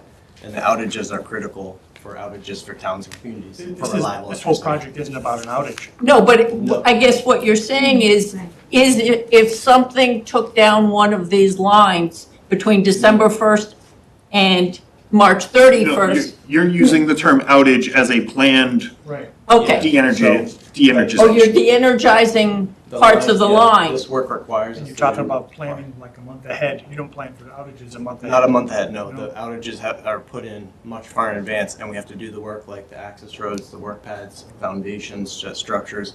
That's sequentially done. And so by saying we wouldn't be able to work from December 1st to March 31st, April 1st from the previous language, we'd have a window of time that we basically are losing to do that work and hit those outages.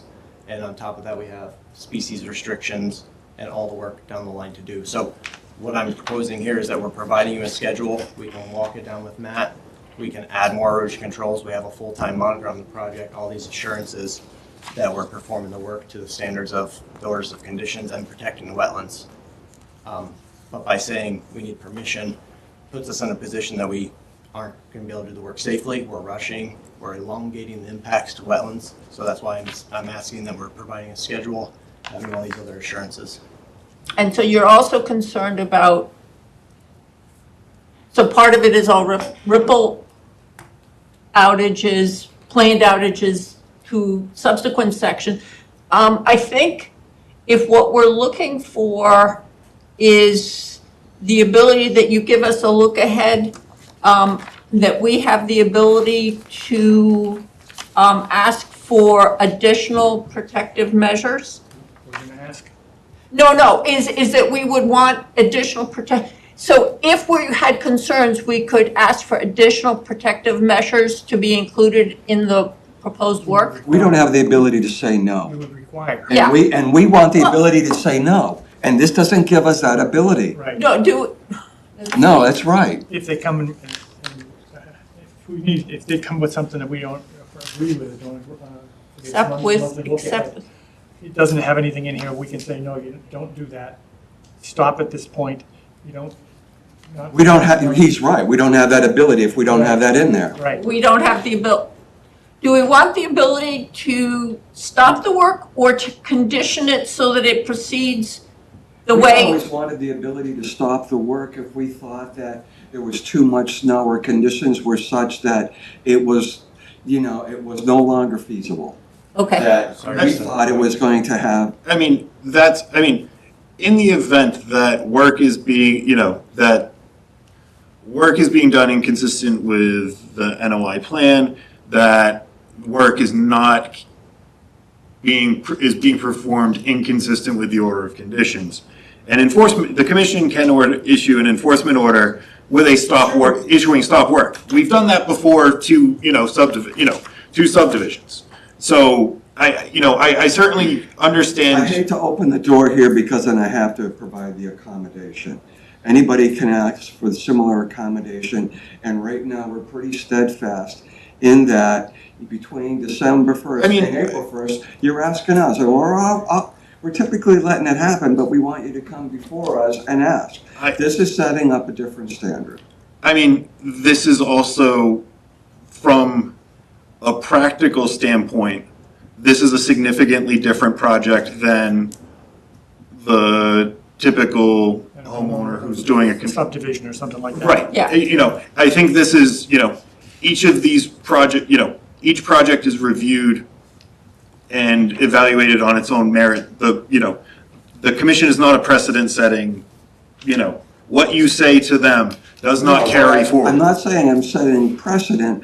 I'm saying I have to provide, I would probably need to entertain similar accommodation. But We it don't would, set precedent, but you're. but accommodation for a comparable project.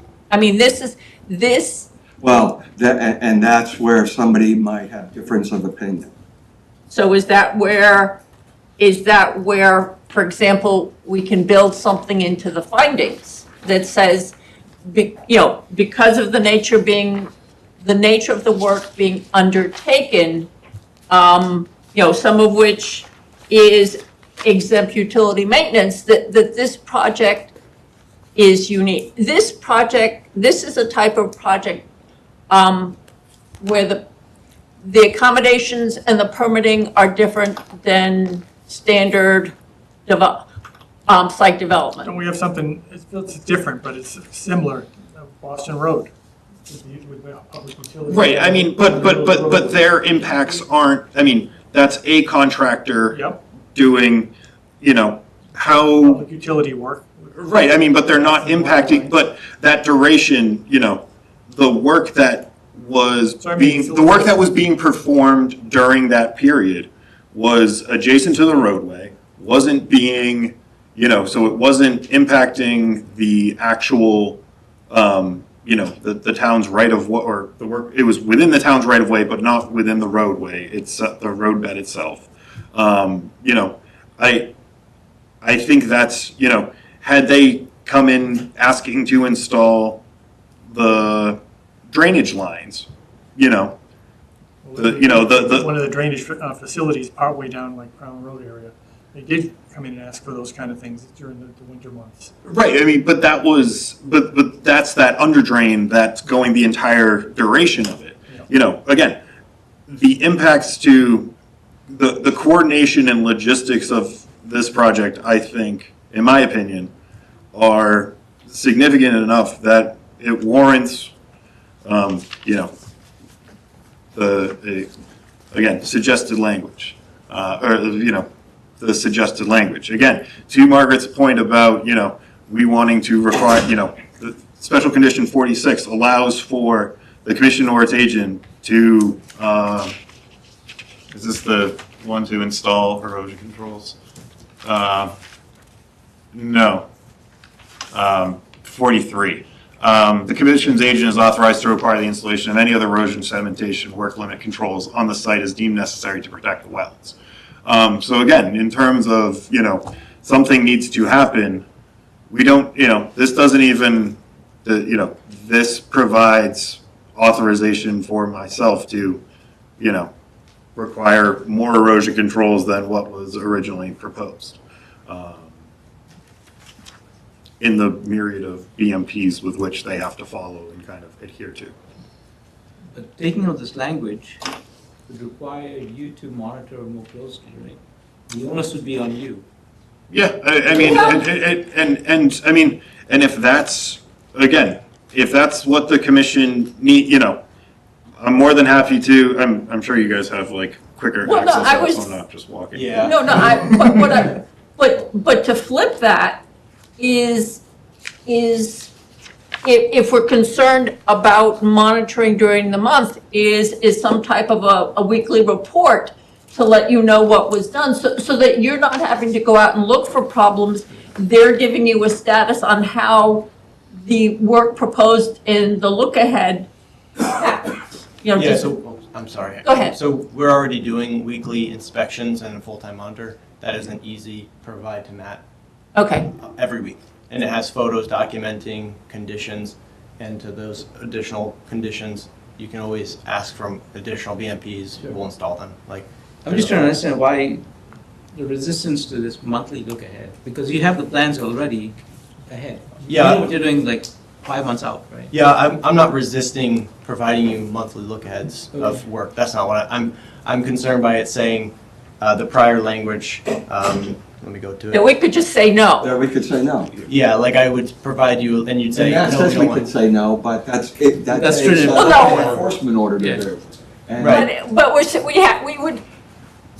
we would have to have clear and compelling reasons for issuing an enforcement order or stop work.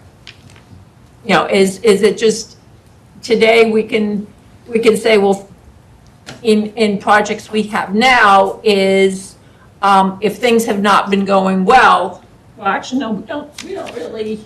Sometimes it's not even when it goes well. It's just that you get weather conditions that are just such that, you know, it becomes soupy, it becomes muddy, it becomes uncontrollable, and we run into a few situations like that.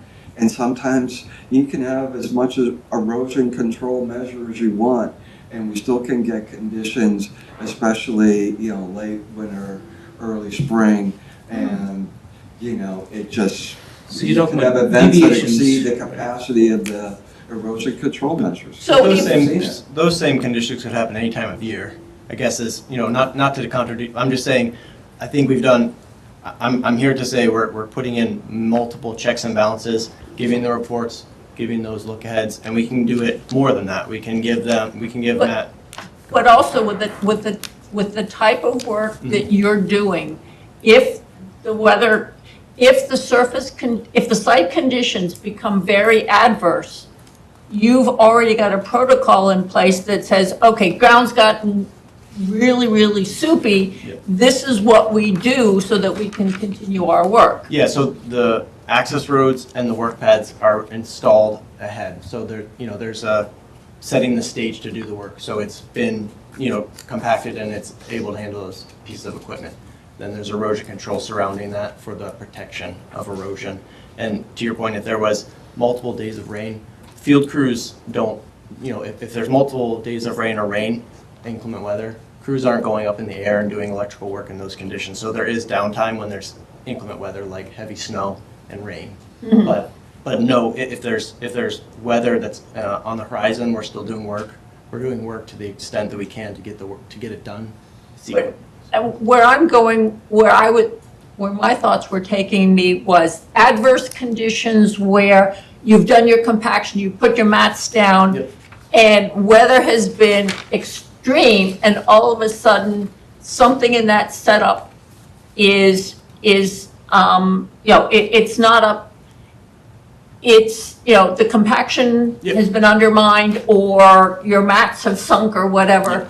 Do you have BMPs that then say, what we set in place is not going to be adequate, we need to do a second layer of? Yeah, that full-time monitor is present and basically looking at those areas and guiding the contractor through the additional each. So taking.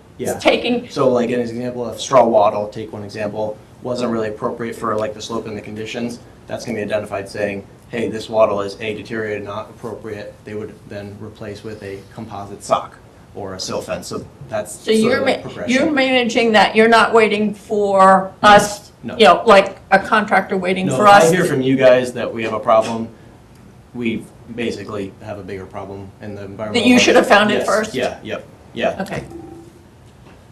So where do we go from here? Because what they may not think is a problem, we might think is a problem. I don't like it. Yeah. The dates don't work either. I mean, to say you're gonna do it on the first of every month, we don't meet then. So, okay, We can change the date that we Well, would recommend to anything you'd like. would you like, so That's not gonna solve it. that's, No, it's not gonna solve my objections. your objection is because we want to be able to say, we think the weather is really bad, we don't think you can operate safely under these conditions, we don't want you to do any work. Right, yeah. But we need to know well in advance, and predicting the weather like 3+ weeks ahead would be kind of difficult. So they're saying that on the first of the month, they'll give us the look Well, ahead. Well, that's what they're proposing, So the but, first of January, they'll tell us what they're gonna do for January. Well, they'll tell us at our first meeting. well, But that's, a first meeting So- is the so second week of actually- January. Right, but if that's what, if the commission wants the look-aheads for, say, their first meeting of the month, Right. we can write, that's changing it from the first of the month to shall be provided in advance, shall be provided the Thursday before the commission's first meeting of any Right. month. Well, the- So that, One thing we can't control is weather. I mean, it could change within a week, right? So, and we meet it twice a month. If in January and February, we end up with feet upon feet of snow, Yeah. it's gonna warm up eventually in March. Okay, yeah, so that's And it's gonna foreseeable. become a river, a swamp, a muck hole, whatever. So we're likely to say, stop, don't continue work in March. Right. Now, we don't have that ability. I mean, with the proposed, suggested one. Other than to take an enforcement order, and that's, And you have to wait till after the fact for that? Can you do enforcement orders prior restraint? That doesn't seem to make sense. Because we don't know where the disaster is so occurring. we can't be proactive, we have to be reactionary. And But I think- it's too late. I think what they're saying is if you saw feet and feet of snow and then you start to Yeah, see a warm up, you're gonna be ahead of us in this case. Yeah, and I mean, additional measure that we can take, we can literally walk the site with Matt on a given day in this period. We can do that as an additional measure, meaning we can, I know it's Matt's time. That's another protective measure. We can literally walk through the stretches of your town, and it gives him the opportunity to say, hey, this is a problem, and we would address it. Like there are additional measures we could ensure that if there's inclement weather or soft conditions, we're putting in more BMPs. I'm having a full-time monitor. We have a contractor that's there the entire duration of the project, giving you look-aheads, whatever date you'd like. We can provide weekly reports. That's 4 prongs. We can walk the project with Matt. Matt, you want us to delegate to you the ability to? It's nice to go out, essentially get out of the do office in the permission- wintertime. Grant the permission for them to proceed or not? But also. It's still permission. It's not just saying, here's what we're gonna do, and then you do it. Yep. But with this, the work that's also occurring here, is some of this work better? Is it easier to get, is it more effective to get some of this work completed during frozen winter conditions as opposed to spring, summer? Yeah, I mean, the easy answer is yes. There's always certain scopes of work that the time of year doesn't really. That But we're not stopping any of that. If the conditions were fine, we'd be like, have at it. But we just don't know, and that's why we asked them to come in. Right, but I mean, we let people work all the time in the winter, because the conditions are such that they can. So they're no different than anybody else that way. I understand the critical nature of what you're trying to achieve here. I guess I just would. If we go there, then we would need to, I would modify the findings such that, this makes it, rather boutique, and if we do make a modification, we explain in our findings exactly why this particular instance warranted change.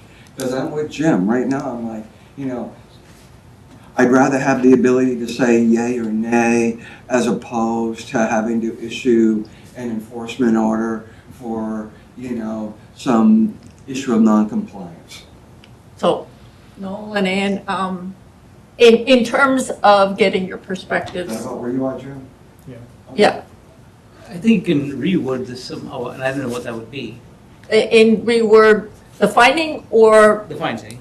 okay, so, Because okay, we talk about the commission or the commission's agent, looking at the site with them, Yeah, and I guess I just want to give one example. So we have activities coming up in January, and we provide the schedule, we do all these things, and then for one reason or another, including whether you say, we don't want you to do work, those outages that I'm describing, that means that we can't perform the work and we have to release the outages. Those don't just come the next week. You would then have to put back in those outages.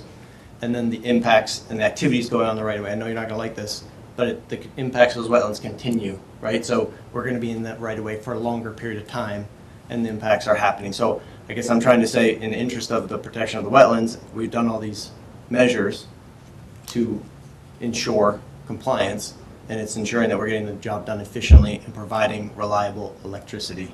so you're also, because what you're concerned about is starting the work, taking all the precautionary measures that can be, and getting the work completed in as expeditious a manner as safely possible. Yeah, safety, and then if So you you're lose not outage- extending the period of work? Yes, it would extend the period of work, is what I'm saying. You would say no today, and it would inevitably extend the work. It's just, Okay. there's no way to avoid that.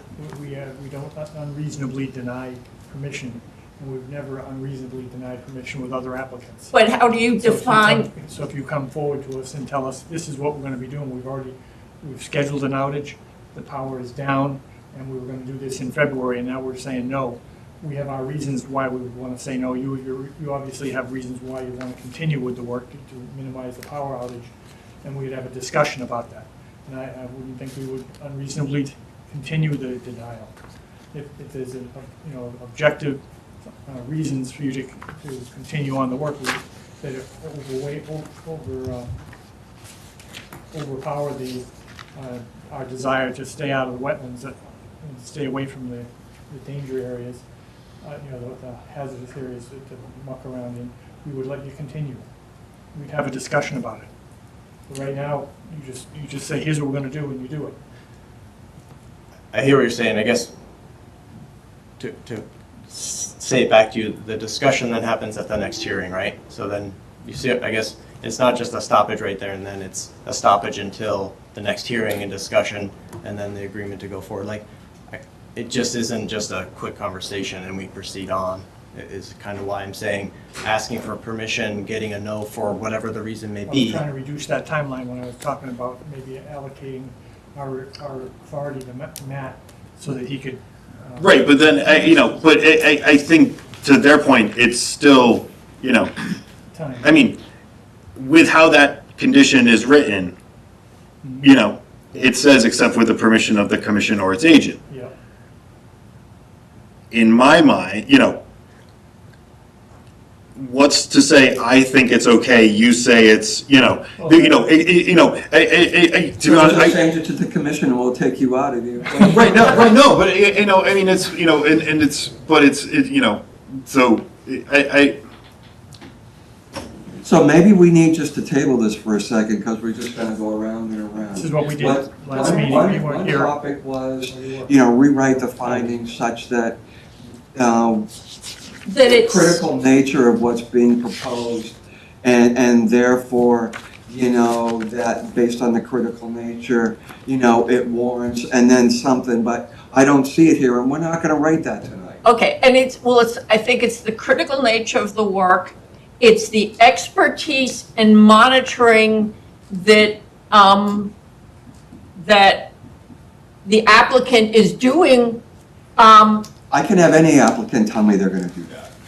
So, what they're telling me, but any applicant can Well, come but up and it's- tell me no. a similar set of things that they're going to no, do. well, and I think, but maybe what it is in your regulations, do you, with the New England Power Company, that you have stuff in place, you have standard operating procedures, et cetera, that you would follow to make sure that you would, is what the boilerplate they've already got in place, so that they avoid the types of things that we tend to see go wrong. Yeah, we're going to be doing the project with the EG 303. We're going to have an open SWIP, which is your EPA construction general permit, so that mandates our inspections post-rain. Yeah. I mean, all that stuff is happening. So let me see some of that, and, let's Yeah. rewrite this and then. Yeah, get that in a finding that Have another go at says, it. The NOI does already include that detail, like that's but, part of the project. and I think, yeah, so if you can incorporate that in the finding, and it basically says, we've got something that's operating at a higher level than, we have a public utility operating at a higher level. I would be more of the public utility and the critical nature of what's. Okay. But the critical nature is part of why they have, What they. why they have built the and their processes that they BMPs and have. all of that. And Yeah. then maybe, But in terms of, I like the idea of a look ahead, but I think with the look ahead, we would want, if you're looking at what you're gonna do in the month of January, we would want to see that, well, we often don't have a Miss second meeting in December, right? December, so that messes things up. But in terms of having us, We could literally. Right, so, rewrite I mean, in terms of that being, a monthly look ahead, and, it'd still be a monthly look ahead, and again, weekly reports, again, they have the monitors out there, this is, it's me Okay. getting a CC and including it to the commission. I'm just, part of what I'm thinking about is, does the commission want the ability to be in a public meeting, have the ability to talk about the next look ahead in a public meeting before the month starts? Do people care about that? That is an issue. If this look ahead is something they're gonna start doing on the next day, right? They give us the report Yes, so- first, and they start doing the work on the second. Would it help at all if we did look aheads far in advance of this, so you're getting, here's the look ahead, here's what you're seeing. December you're seeing for January. I'm saying even come December. in November, right? Okay, We so- can provide it to you, so you're seeing what the content is, you're seeing the reports, you're getting that. So again, you're seeing the information. So and then- you could basically lay out the monthly look aheads for December through March Yeah, in early December. So you actually have your plans to that level of detail. We would forecast the work in those subsequent months ahead. It would get, there's gonna be deviations that change in those later months. What I was proposing was to give you a sense of what we're providing and getting that going. We could do it ahead of December, meaning we could start providing those look aheads in October and doing those walk downs with Matt. Again, it's just getting that rehearsed versus coming to December and there being questions. I'm just trying to broaden the. So get us into the operating mode before we enter this. This was our last meeting of it, when we asked about when this project was likely to start. They couldn't really say. The project is going to be done in phases, which is access road work and work paths, which is setting up the project to do the foundations and line work because of the number of structures and amount of work. So that's the first phase of work they come through. Things would be stabilized. All these inspections are happening that entire time. And then ahead of the outages, again, they have to do the foundations, and then they have to come and set the structures. There's a couple of sequences, right? Then you have to do insulators, transfer wires. So that's why I say it's phased, and that's really as clear as I can try to make it in terms of like, there is activities that happen on the front end to set up the ability to do foundation structures and wire work. So there's phased work within each phase? Yes, yeah, I mean, that's a way of putting it, yeah. Okay.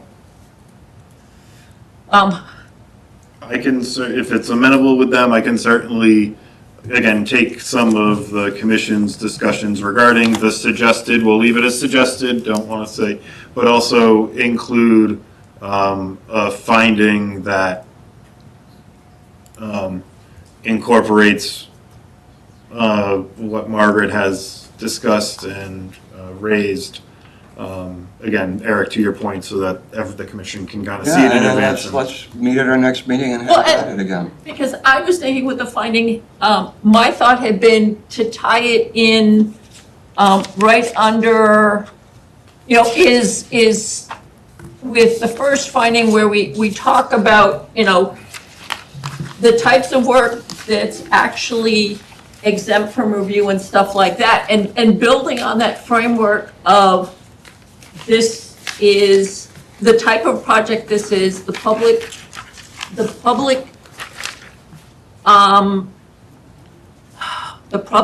benefit, Associated with yeah, the public, Electrical infrastructure, yeah, public Yeah. benefit for electrical. the public infrastructure. benefit, the whole framework of this project, the work that you're doing, why it gives you certain exemptions, why you operate to, why you have higher levels of, standards, processes you follow. All of this is bundled into the public benefit of the work that you're doing.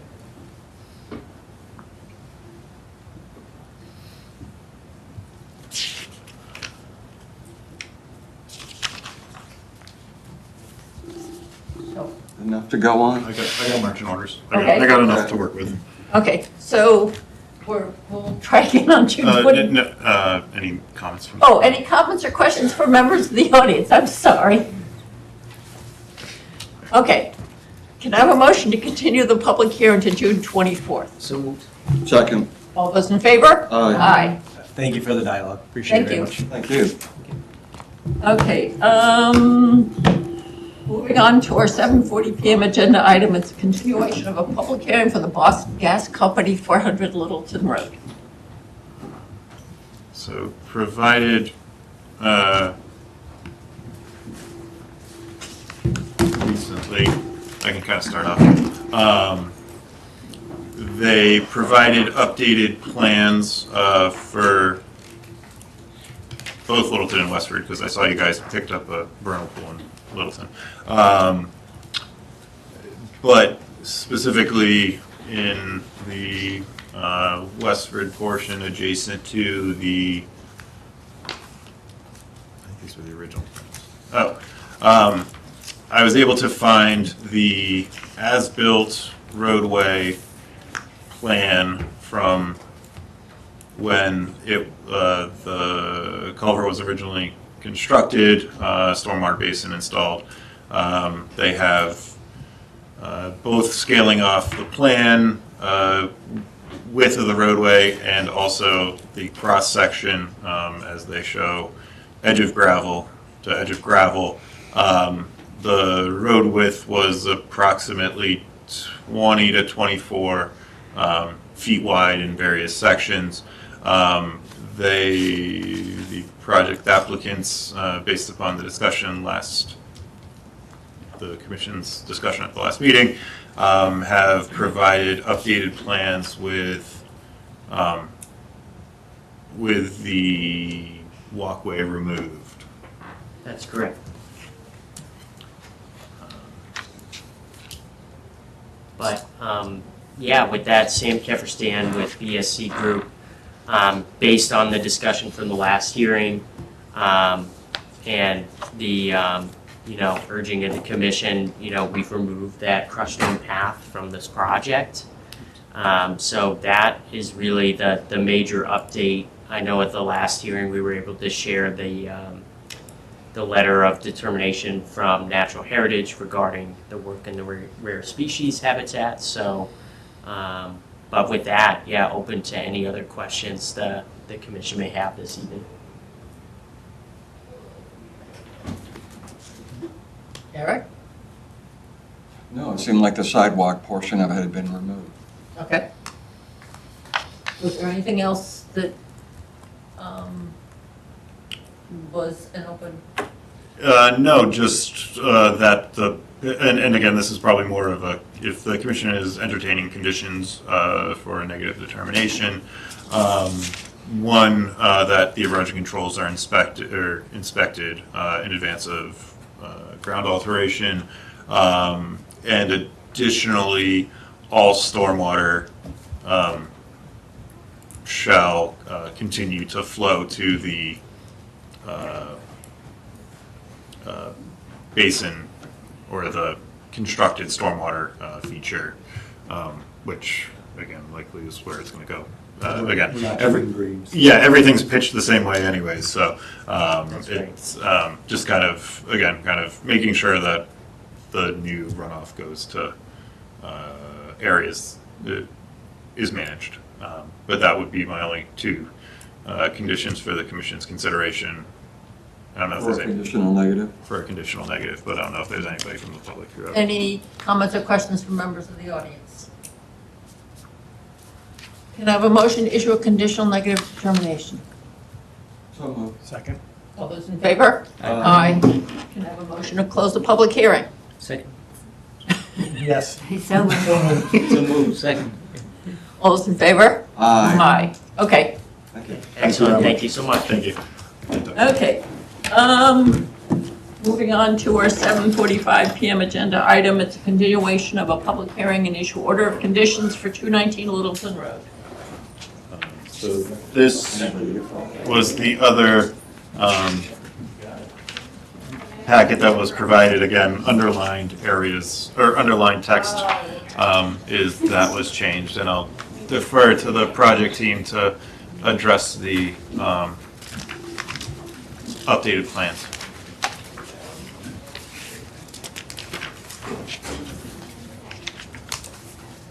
Yes.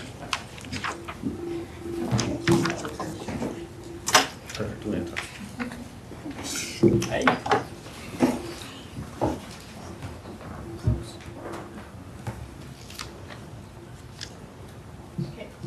For the record, Sure. Sean Sanger with Copley Wolf Design Group, and we are here to talk about 219 Littleton. And I think Matt's got a slide for us. Sorry. That's okay. I'll introduce myself too. I'm Katie Cruz with Hancock Associates. So we were with you guys 2 weeks ago, I guess, and kind of the request that came out of that was we wanted to talk about the placement of the Conservation Commission signs along the wetland edge.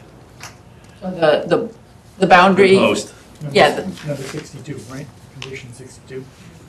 Yeah. That's also there too, yeah. Yeah.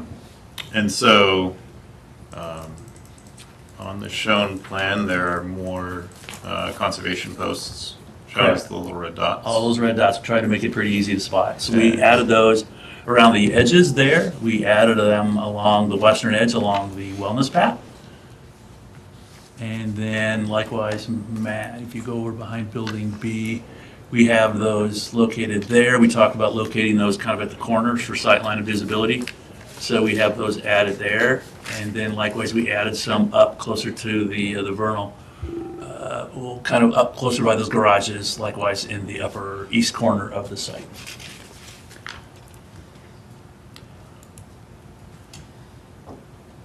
So those were kind of the big pieces, I think, the takeaway request from you guys for us to come back and show those on a plan. And we carried those through the materials plan, the planting plan. So essentially there's a consistency there regardless of which sheet you're looking at, the dots are going to show up. Okay. And Matt did include, or send us in detail, thank you for that, Matt, for the standards. So we've included that within the set as well, our construction set. It's actually, there you go, it's detail number 2 in the upper right-hand corner, left-hand corner, excuse me. So, any comments or questions from members of the commission? Matt? Anything else? No, nothing else on the plans. Again, we received stamped copies that was updated in the draft special conditions as the plan of record. There was a couple, again, kind of following up from the previous discussion. They had some minor tweaking of the language just so it's consistent to the plan of conservation post wetland. And then additionally, a special condition was added, special condition 70 was revised at the suggestion of the project team that certification from a registered professional be provided showing conformance with the plans prior to any of the occupancy buildings. And then also adding one at the end, just because I didn't want to mess up the order too much. The applicant, prior to the any certificate of occupancy for the apartment buildings, comment doesn't need to be there. The applicant will provide a site-specific snow removal and parking management strategy showing kind of the snow storage on the pavement only, less the landscaped area, landscaped island, as was previously discussed. And so, again, certainly kind of incorporates the bits and pieces from the commission's last public hearing. If there's any questions from the commissioner, I'd be happy to entertain why I wrote what I did. Any comments or questions from members of the audience on this project? Okay. So, commissioners have a chance to review the amended orders of conditions. Any questions? Just got to skim it tonight. Yeah. We just got these, but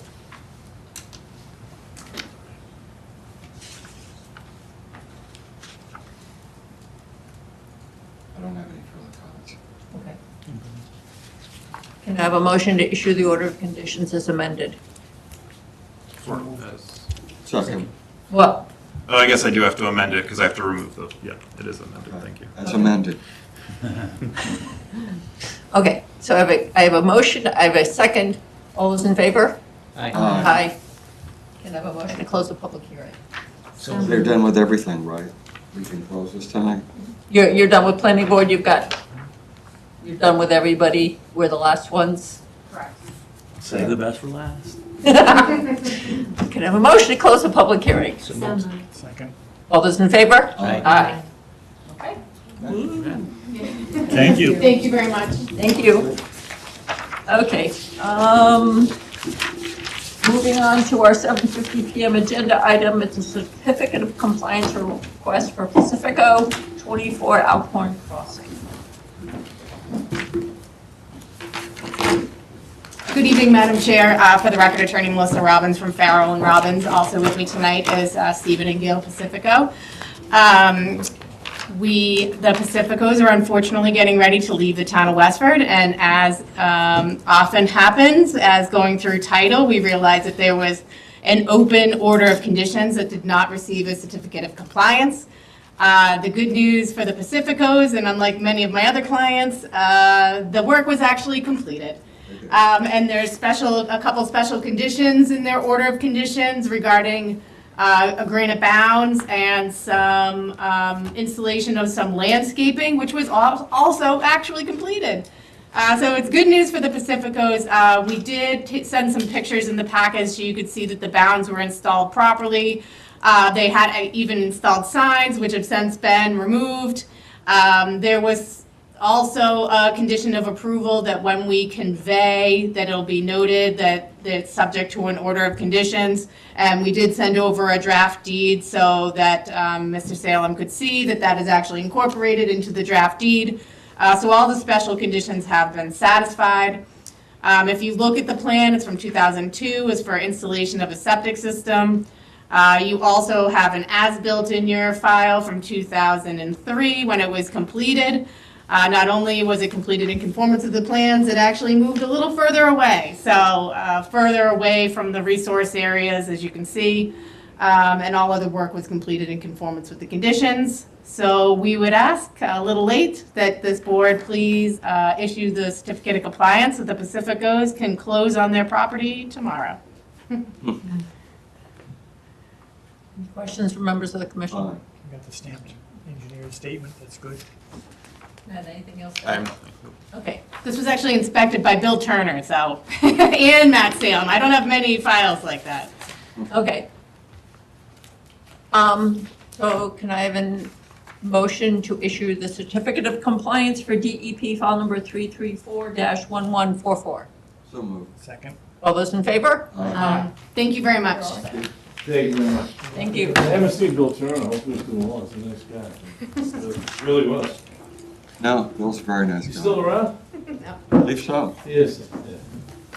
Thank you very much. Okay. Okay. Thanks, boy. Good luck with your Thank you. move. Yep. So moving on to our 7:55 PM agenda item, it's a discuss and issue enforcement order for Shaw 7 Applewood Drive. I can certainly start this out. The commission may recall this project or this address. Why is it not? The property owners sought approval to construct a, this is the plan I wanted to show. Sought approval to install a addition to the rear of the dwelling in proximity to a flagged wetland resource area that was proposed on techno posts. Again, it's noted on the plan. Also, we're proposing work to the front of the house, but still within the buffer, but on the other side of the dwelling. At the time of the notice of intent and public hearing, the lawn continued from the dwelling down to the flagged wetlands edge. As the current property owners are seeking to start the construction process with the addition, I went out Monday to inspect the straw wattles to confirm that they were installed and are adequate for the work being commencing. And at that time, in observing the erosion controls, the area that was proposed to be renaturalized and is shown on the approved plan was again approximately a 10-foot kind of establishment of a renaturalization area. Had been, portions of it was kind of covered with landscaped fabric and crushed stone. Additionally, 2 trees with which were not originally, with which were not called out on the approved plan to be removed, had been since removed in discussions with the property owner. One of them was due to it falling, and both stumps did have evidence of interior decay. So certainly, again, not observed at the time, but was removed. The property owners have engaged with Places Associates to do kind of the site work or site overseement. Yeah, surveyors and engineers, so Yeah. they'd be in charge of inspections and as-bills. And so I've drafted the enforcement order for the commission's consideration. In attendance tonight are both the property owners and their representative, but let them introduce themselves just for the record if there's anything. I'm Sue Carter. I'm a professional engineer with Places Associates. My office got involved with this project asking our survey crew to stake out the water line and the addition for the building. And I got called in when Matt went out and saw the stone and issued the enforcement order, or was pending enforcement order. This is- And I'm Maher Shah, and my wife Darshana Shah. Yeah, so this project was approved, and we lost the contractor. He had a shoulder injury, and we had to restart, so we are here now. We got the erosion control already in place, and yes, we put the stones in. I was trying to keep the wetland and my grass on my side. That's all I wanted to do. But if you guys want us to remove it, we'll remove it. And so, as included and provided to the commission in advance of the meeting, again, my findings documenting kind of the history, both of the photos, documenting the conditions of the order of conditions with which were violated. Oops, that shouldn't have been in there. That shouldn't be. Oops. So I get to do it quick. In terms of kind of next steps, again, as this area was originally proposed to be renaturalized as part of the overall project, as part of the enforcement order, I'm saying this is now kind of the first step of the project, and that the stone is removed, an erosion control wattle installed at the down gradient edge of the crushed stone strip and adjacent to the wetland resource area, that the crushed stone and underlaid landscape fabric be removed, or any of the crushed stone and underlaid landscape fabric be removed within 15 feet of the BVW edge, overall planted with a native seed mix, and the conservation posts and plantings as kind of originally required as part of the order of conditions be installed, and with, again, kind of tying back into the overall, a planting schedule was provided on the approved plan, but it was kind of at the discretion and availability of the property owner or contractor or installer to handle. And then as one of the trees, again, wasn't one of the trees with which has been removed,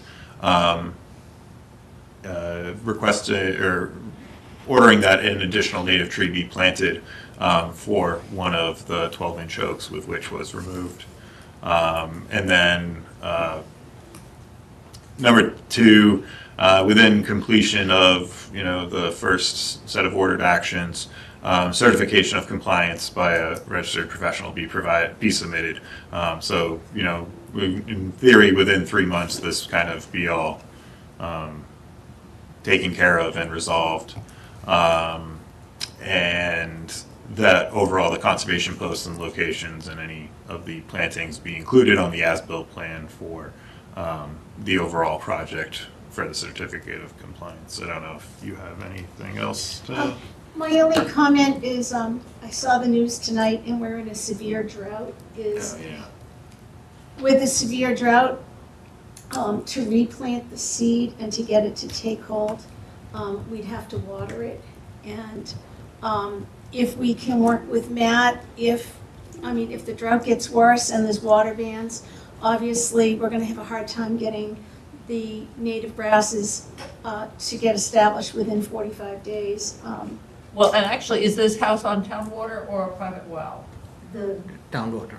Town water, okay, because right now, town water would say no outside irrigation. And that's our one concern, is that, even if it were on a well, is obviously all of us have to be conscious about our water usage. And if it can be a longer duration, again, in terms of kind of, or maybe it doesn't all have to occur at the same time. Again, install the conservation posts and stop managing it, and I have no problem with that. I was just.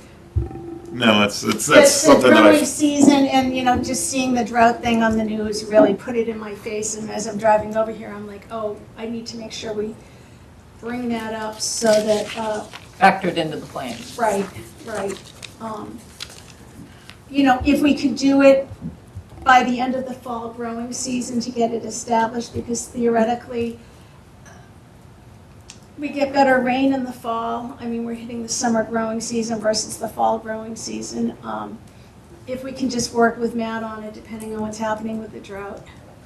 Water bans. By October 31st, or extended as needed, as requested and, approved. As approved by the agent. Okay. As approved by. Thank you. What's the area? How much square feet? I don't have the, Actually, can we go back to look at the plan, because I think that's, yeah. as we're starting to talk about this, So it's really this stretch from, So the probably- light gray dashed line, Yeah, the light gray dashed line was the kind of the natural buffer to be established. And so again, that's if this is 100 feet out, I mean, it's probably about 100 feet by maybe 10 to 15 feet wide in places. It's like a couple thousand square feet. I mean, It's not much. Yeah, right. I mean, but it's also, the area with which was but supposed it's to be here directly now. adjacent to the Right. resource area. That was my greater concern, and So just give, a little more than the 45-day, and the rest of the enforcement order looks fine. so within 90 days from issuance, or as requested and Oh, authorized. because if we say within 90 days, and, Extensions will not be unreasonably withheld. excuse me? Extensions of the time frame will not be unreasonably withheld. Okay, So they can ask if they need. Yeah. If we need an extension, is it possible for Matt to be able to grant Yeah, that that's what extension we're- rather than yeah. coming back before? Yes. Exactly. Okay. Yeah. Thank you. I know I've already talked to the contractor, and he said that his estimate is that they've got to do it by hand because the landscape fabric will break up, so they can't use like a bobcat or something to do it, and he anticipates it'll probably be a couple of days of his guys with rakes and shovels and wheelbarrows to clean it up, so.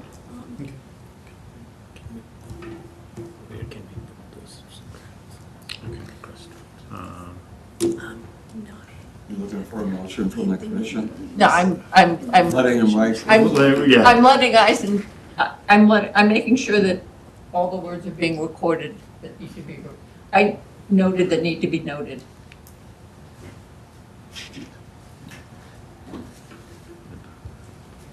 Right, okay, thank you. Is there anything else? No, I think we're all set. Okay. Thank you for the flexibility. Okay, so can I have a motion to issue the enforcement order as amended? So moved. Second. All those in favor? Aye. Aye. Okay. Thank you very much. Thank you. Thank you.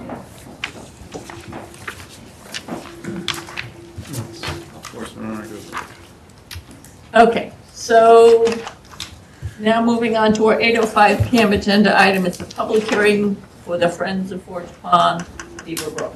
Under Massachusetts General Law, Chapter 131, Section 40 of the Wetlands Protection Act, and Westford's non-zoning wetlands bylaw, Chapter 171. The Westford Conservation Commission will hold a public hearing on Wednesday, June 10th, 2026 at 8:05 PM in the meeting room 201 in the Town Hall, 55 Main Street, to consider the notice of application, notice of intent of application of the Friends of Forge Pond for hand-pulling invasive water chestnut trapped on napheads within Beaver Brook, land under waterways, from the Littleton Town Line to Beaver Brook Road. Hi, I'm Dave Barr with Friends Forge Pond. I'm also a member of the Westford Health Lakes and Ponds Collaborative, Littleton Clean Lakes Committee.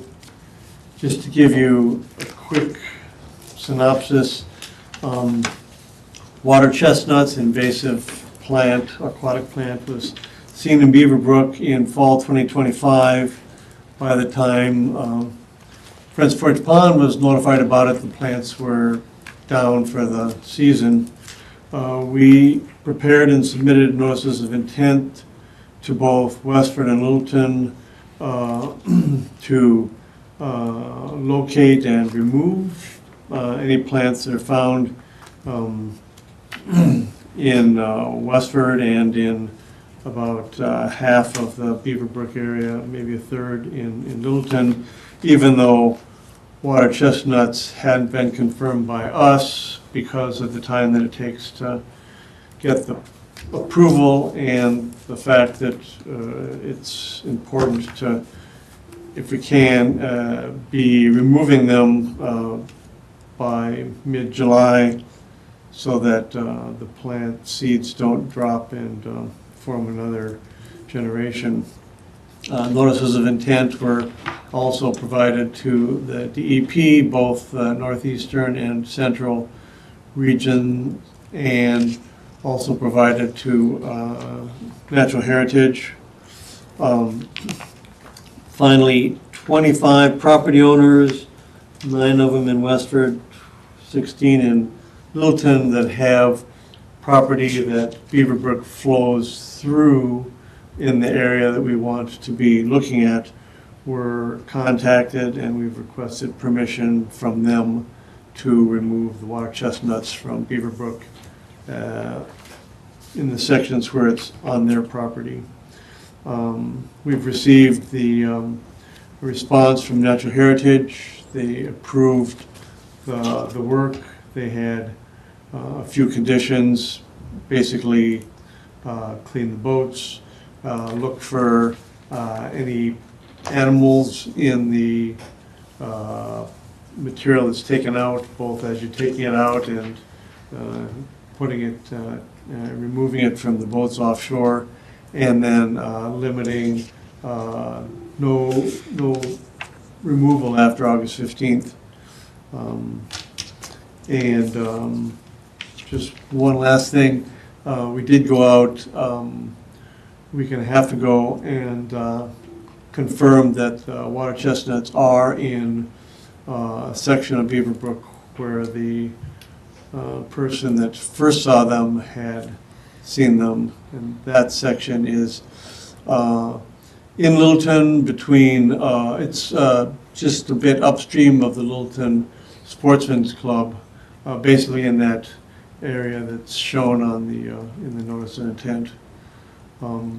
We've also looked at some of the sections in Westford. We haven't seen it there at this point, but we're asking for approval in the section from Forge Pond down to where Beaver Brook first crosses under Interstate 495, so that we can keep monitoring that section, and if it's seen, we have the ability to go ahead and take it out.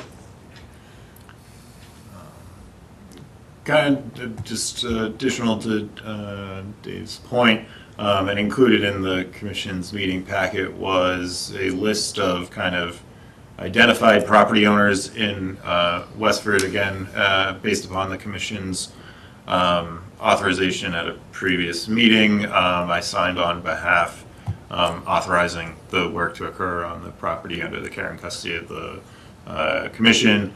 I've reached out to the water superintendent, but he's off this week, so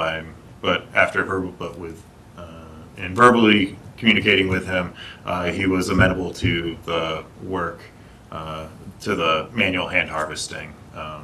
And so again, there's a couple open space parcels associated with subdivisions, and then a couple single families with which abut onto Beaver Brook. And again, it's the thought being that as it is, try to get authorization to remove any from the private property.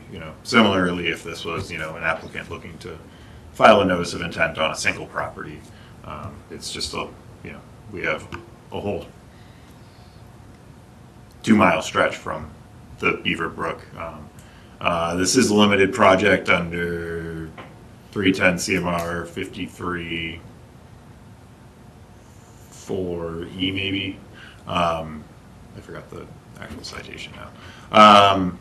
And if there's any questions from, I'm generally supportive of this, as Beaver Brook flows into Forge Pond and is then contributes to the Stony Brook, with which there's Conservation Commission properties and certainly areas we want to protect and not let it get established.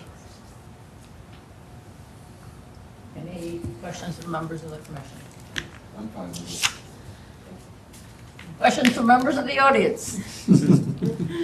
Matt, anything else? No, we're waiting on a file number from DEP and any comments there too, but again, I know you've been in contact with DEP, so I anticipate that for the commission's next meeting and would like to push DEP so that we get it, so that by July, in the event there is water chestnut that's found in that stretch of Beaver Brook, it can be acted on and removed. So you would have draft conditions for us at the June 24th meeting? Yes. Okay. Can I have a motion to continue the public hearing to June 24th? So moved. Second. All those in favor? Aye. So we'll see you on the 24th. Hopefully we'll have a DEP phone number and we can issue the order. Okay, great. Thank you. Thank you. Yep. Okay, moving on to our other 8:05 PM agenda item. It's a continuation of a public hearing and issue order of conditions for 35 West Prescott Street. This, I spoke with the applicant. So the planning board at their last meeting last week received revised plans. The revisions did not include any work within the commission's jurisdiction, namely a portion of the infiltration basin on lot 3 was shifted away from the lot line. We wanted to include that and reference that as the the plan of record, again, just going forward, and was able to speak with the applicant, the proponents, and they had no issues with the order of conditions or special conditions as drafted and included in the previous meeting packets. People have had a chance to review the order of conditions or the special conditions that were in the meeting packet. And the planning board is reviewing draft decisions for the subdivision at their upcoming meeting. So But is their hearing closed? it's not closed, but they're just drafting special they're functionally. Do we want? No, I would recommend closing the, Okay, issuing the order. so there's, in this case, we're not worried about a risk of if we issue and close. Can I have a motion to issue the order of conditions for DEP file number 334-1895? Second. All those in favor? Aye. Aye. Can I have a motion to close the public hearing? Second. All those in favor? Aye. Aye. And these signature pages are stapled, so please, Keep them together? I mean, they will be together, but Okay. make sure you sign both. Make sure you sign it off. So moving on to our next agenda item, discussion and recommend commissioner to be appointed to EBC working group. Following up from the from kind of a brief discussion at the commission's last meeting, and as was positioned by the Assistant Town Manager of Strategic Operations, Mike Edwards, at 2 select board meetings ago, kind of forming an EBC working group, having a commissioner be recommended and appointed to kind of be to advocate for the interests of the commission in kind of reviewing in kind of assessing the existing conditions and kind of figuring out the next steps. Again, this is looking to be kind of the probably next 6 months timeframe.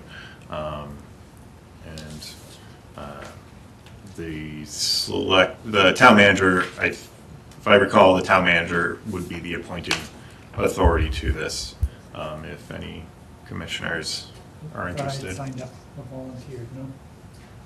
I will if I hadn't. Okay, thank you. So can I have a motion? Move and second that. A motion to recommend that Jim Gazzo be the commissioner represent the commission on the EBC working group. So moved. Second. All those in favor? Aye. Thank you, Jim. Yes, thank you, Jim. And I think you're the right person. Keep you guys informed of what's going on. Yep. And maybe just also, in terms of the orders of conditions outstanding, with respect to CSX Railways, I've communicated with their environmental consultant about, I think they're planning to be out, I think they're looking to spray next week. I've provided my email and phone number to be contacted. I'll be available to ride along. Again, I reiterated that it's not an optional. It's not optional to comply with the conditions of the determination issued by the commission.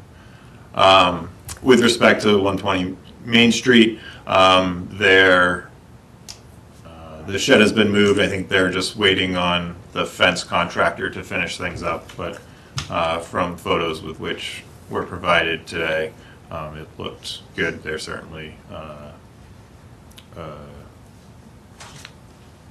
almost done.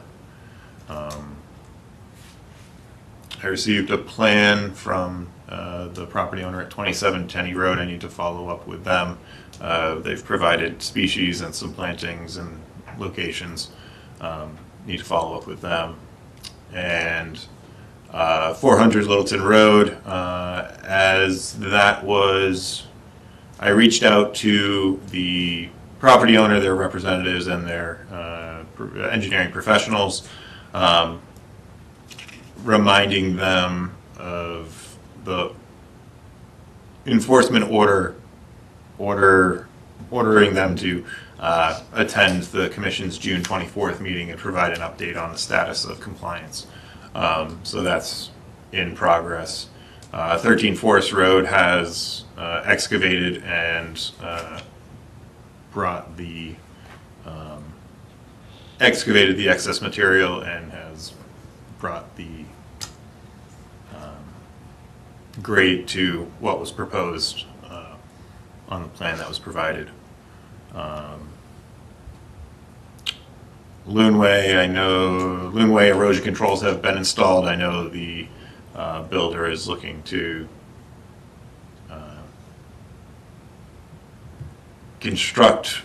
begin constructing the house, install the foundation, and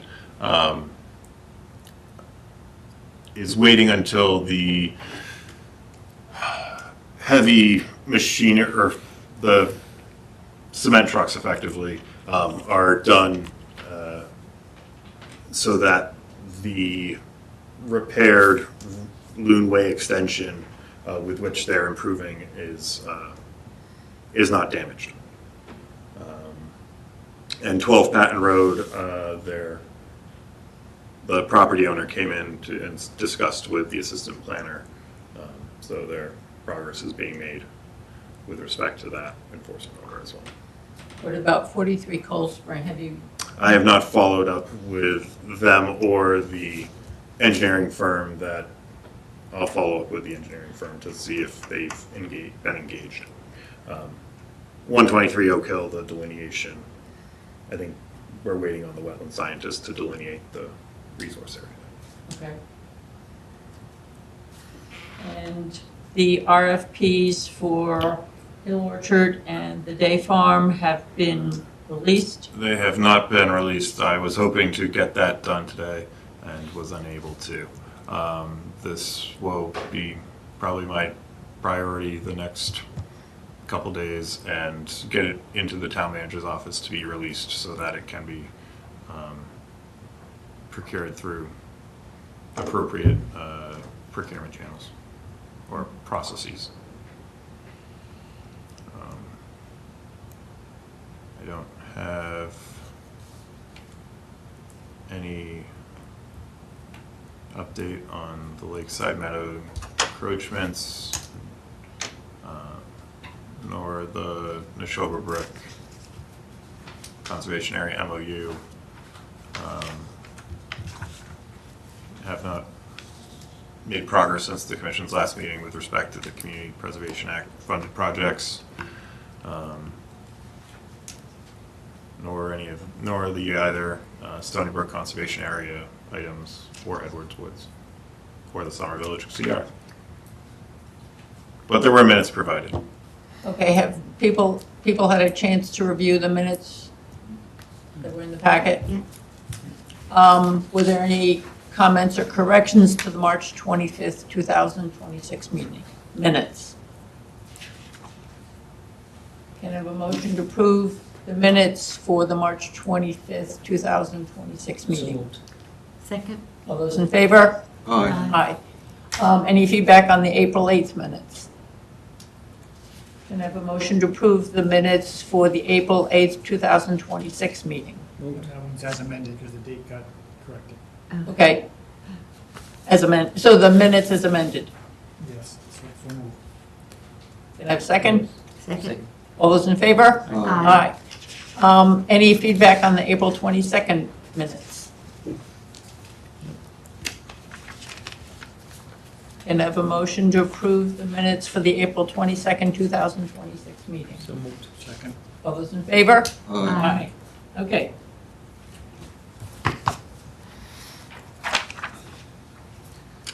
I do not have any site visits to record, nor schedule with the commission. But I would encourage people to drive by the Natalie Country Club, because I think what they're doing is good. And one of the things that will be appearing on this list is there are a number of places where we've identified we need surveys for taking next steps. And so when that survey is released, we'll be able to add that to the list of properties being surveyed. Oh, surveyed, yes, Yes. surveyed, not surveys, yes, yeah. Yeah, okay, so at some point, like with the Edwards Woods and others, is there a number of parcels where we've identified that we need properties surveyed to be able to do the next steps on certain things? And so once that request for survey goes out, that will be added here, so that becomes something that it's happening. It's work that's ongoing, and once we get the surveys back, then we can be taking next steps. Jim? When we have these properties surveyed, the ones that we needed, do we pay the extra money to have the monument put in? Yeah, it's a typical, iron pins or rods, yeah. Or something that's permanent. Usually not permanent. Whatever. A mark, yeah, a permanent marker. Yes, yeah, so we're not just surveying it, and then typically, again, the last time we did was the House and Barn parcel. Within a month or two, I was able to go out and put up the little triangular Town of Westford Conservation Commission property, kind of like what Audubon does with theirs, just not as fancy. So, there's nothing else, can I have a motion to adjourn? So moved. Second. All those in favor? Aye. Okay.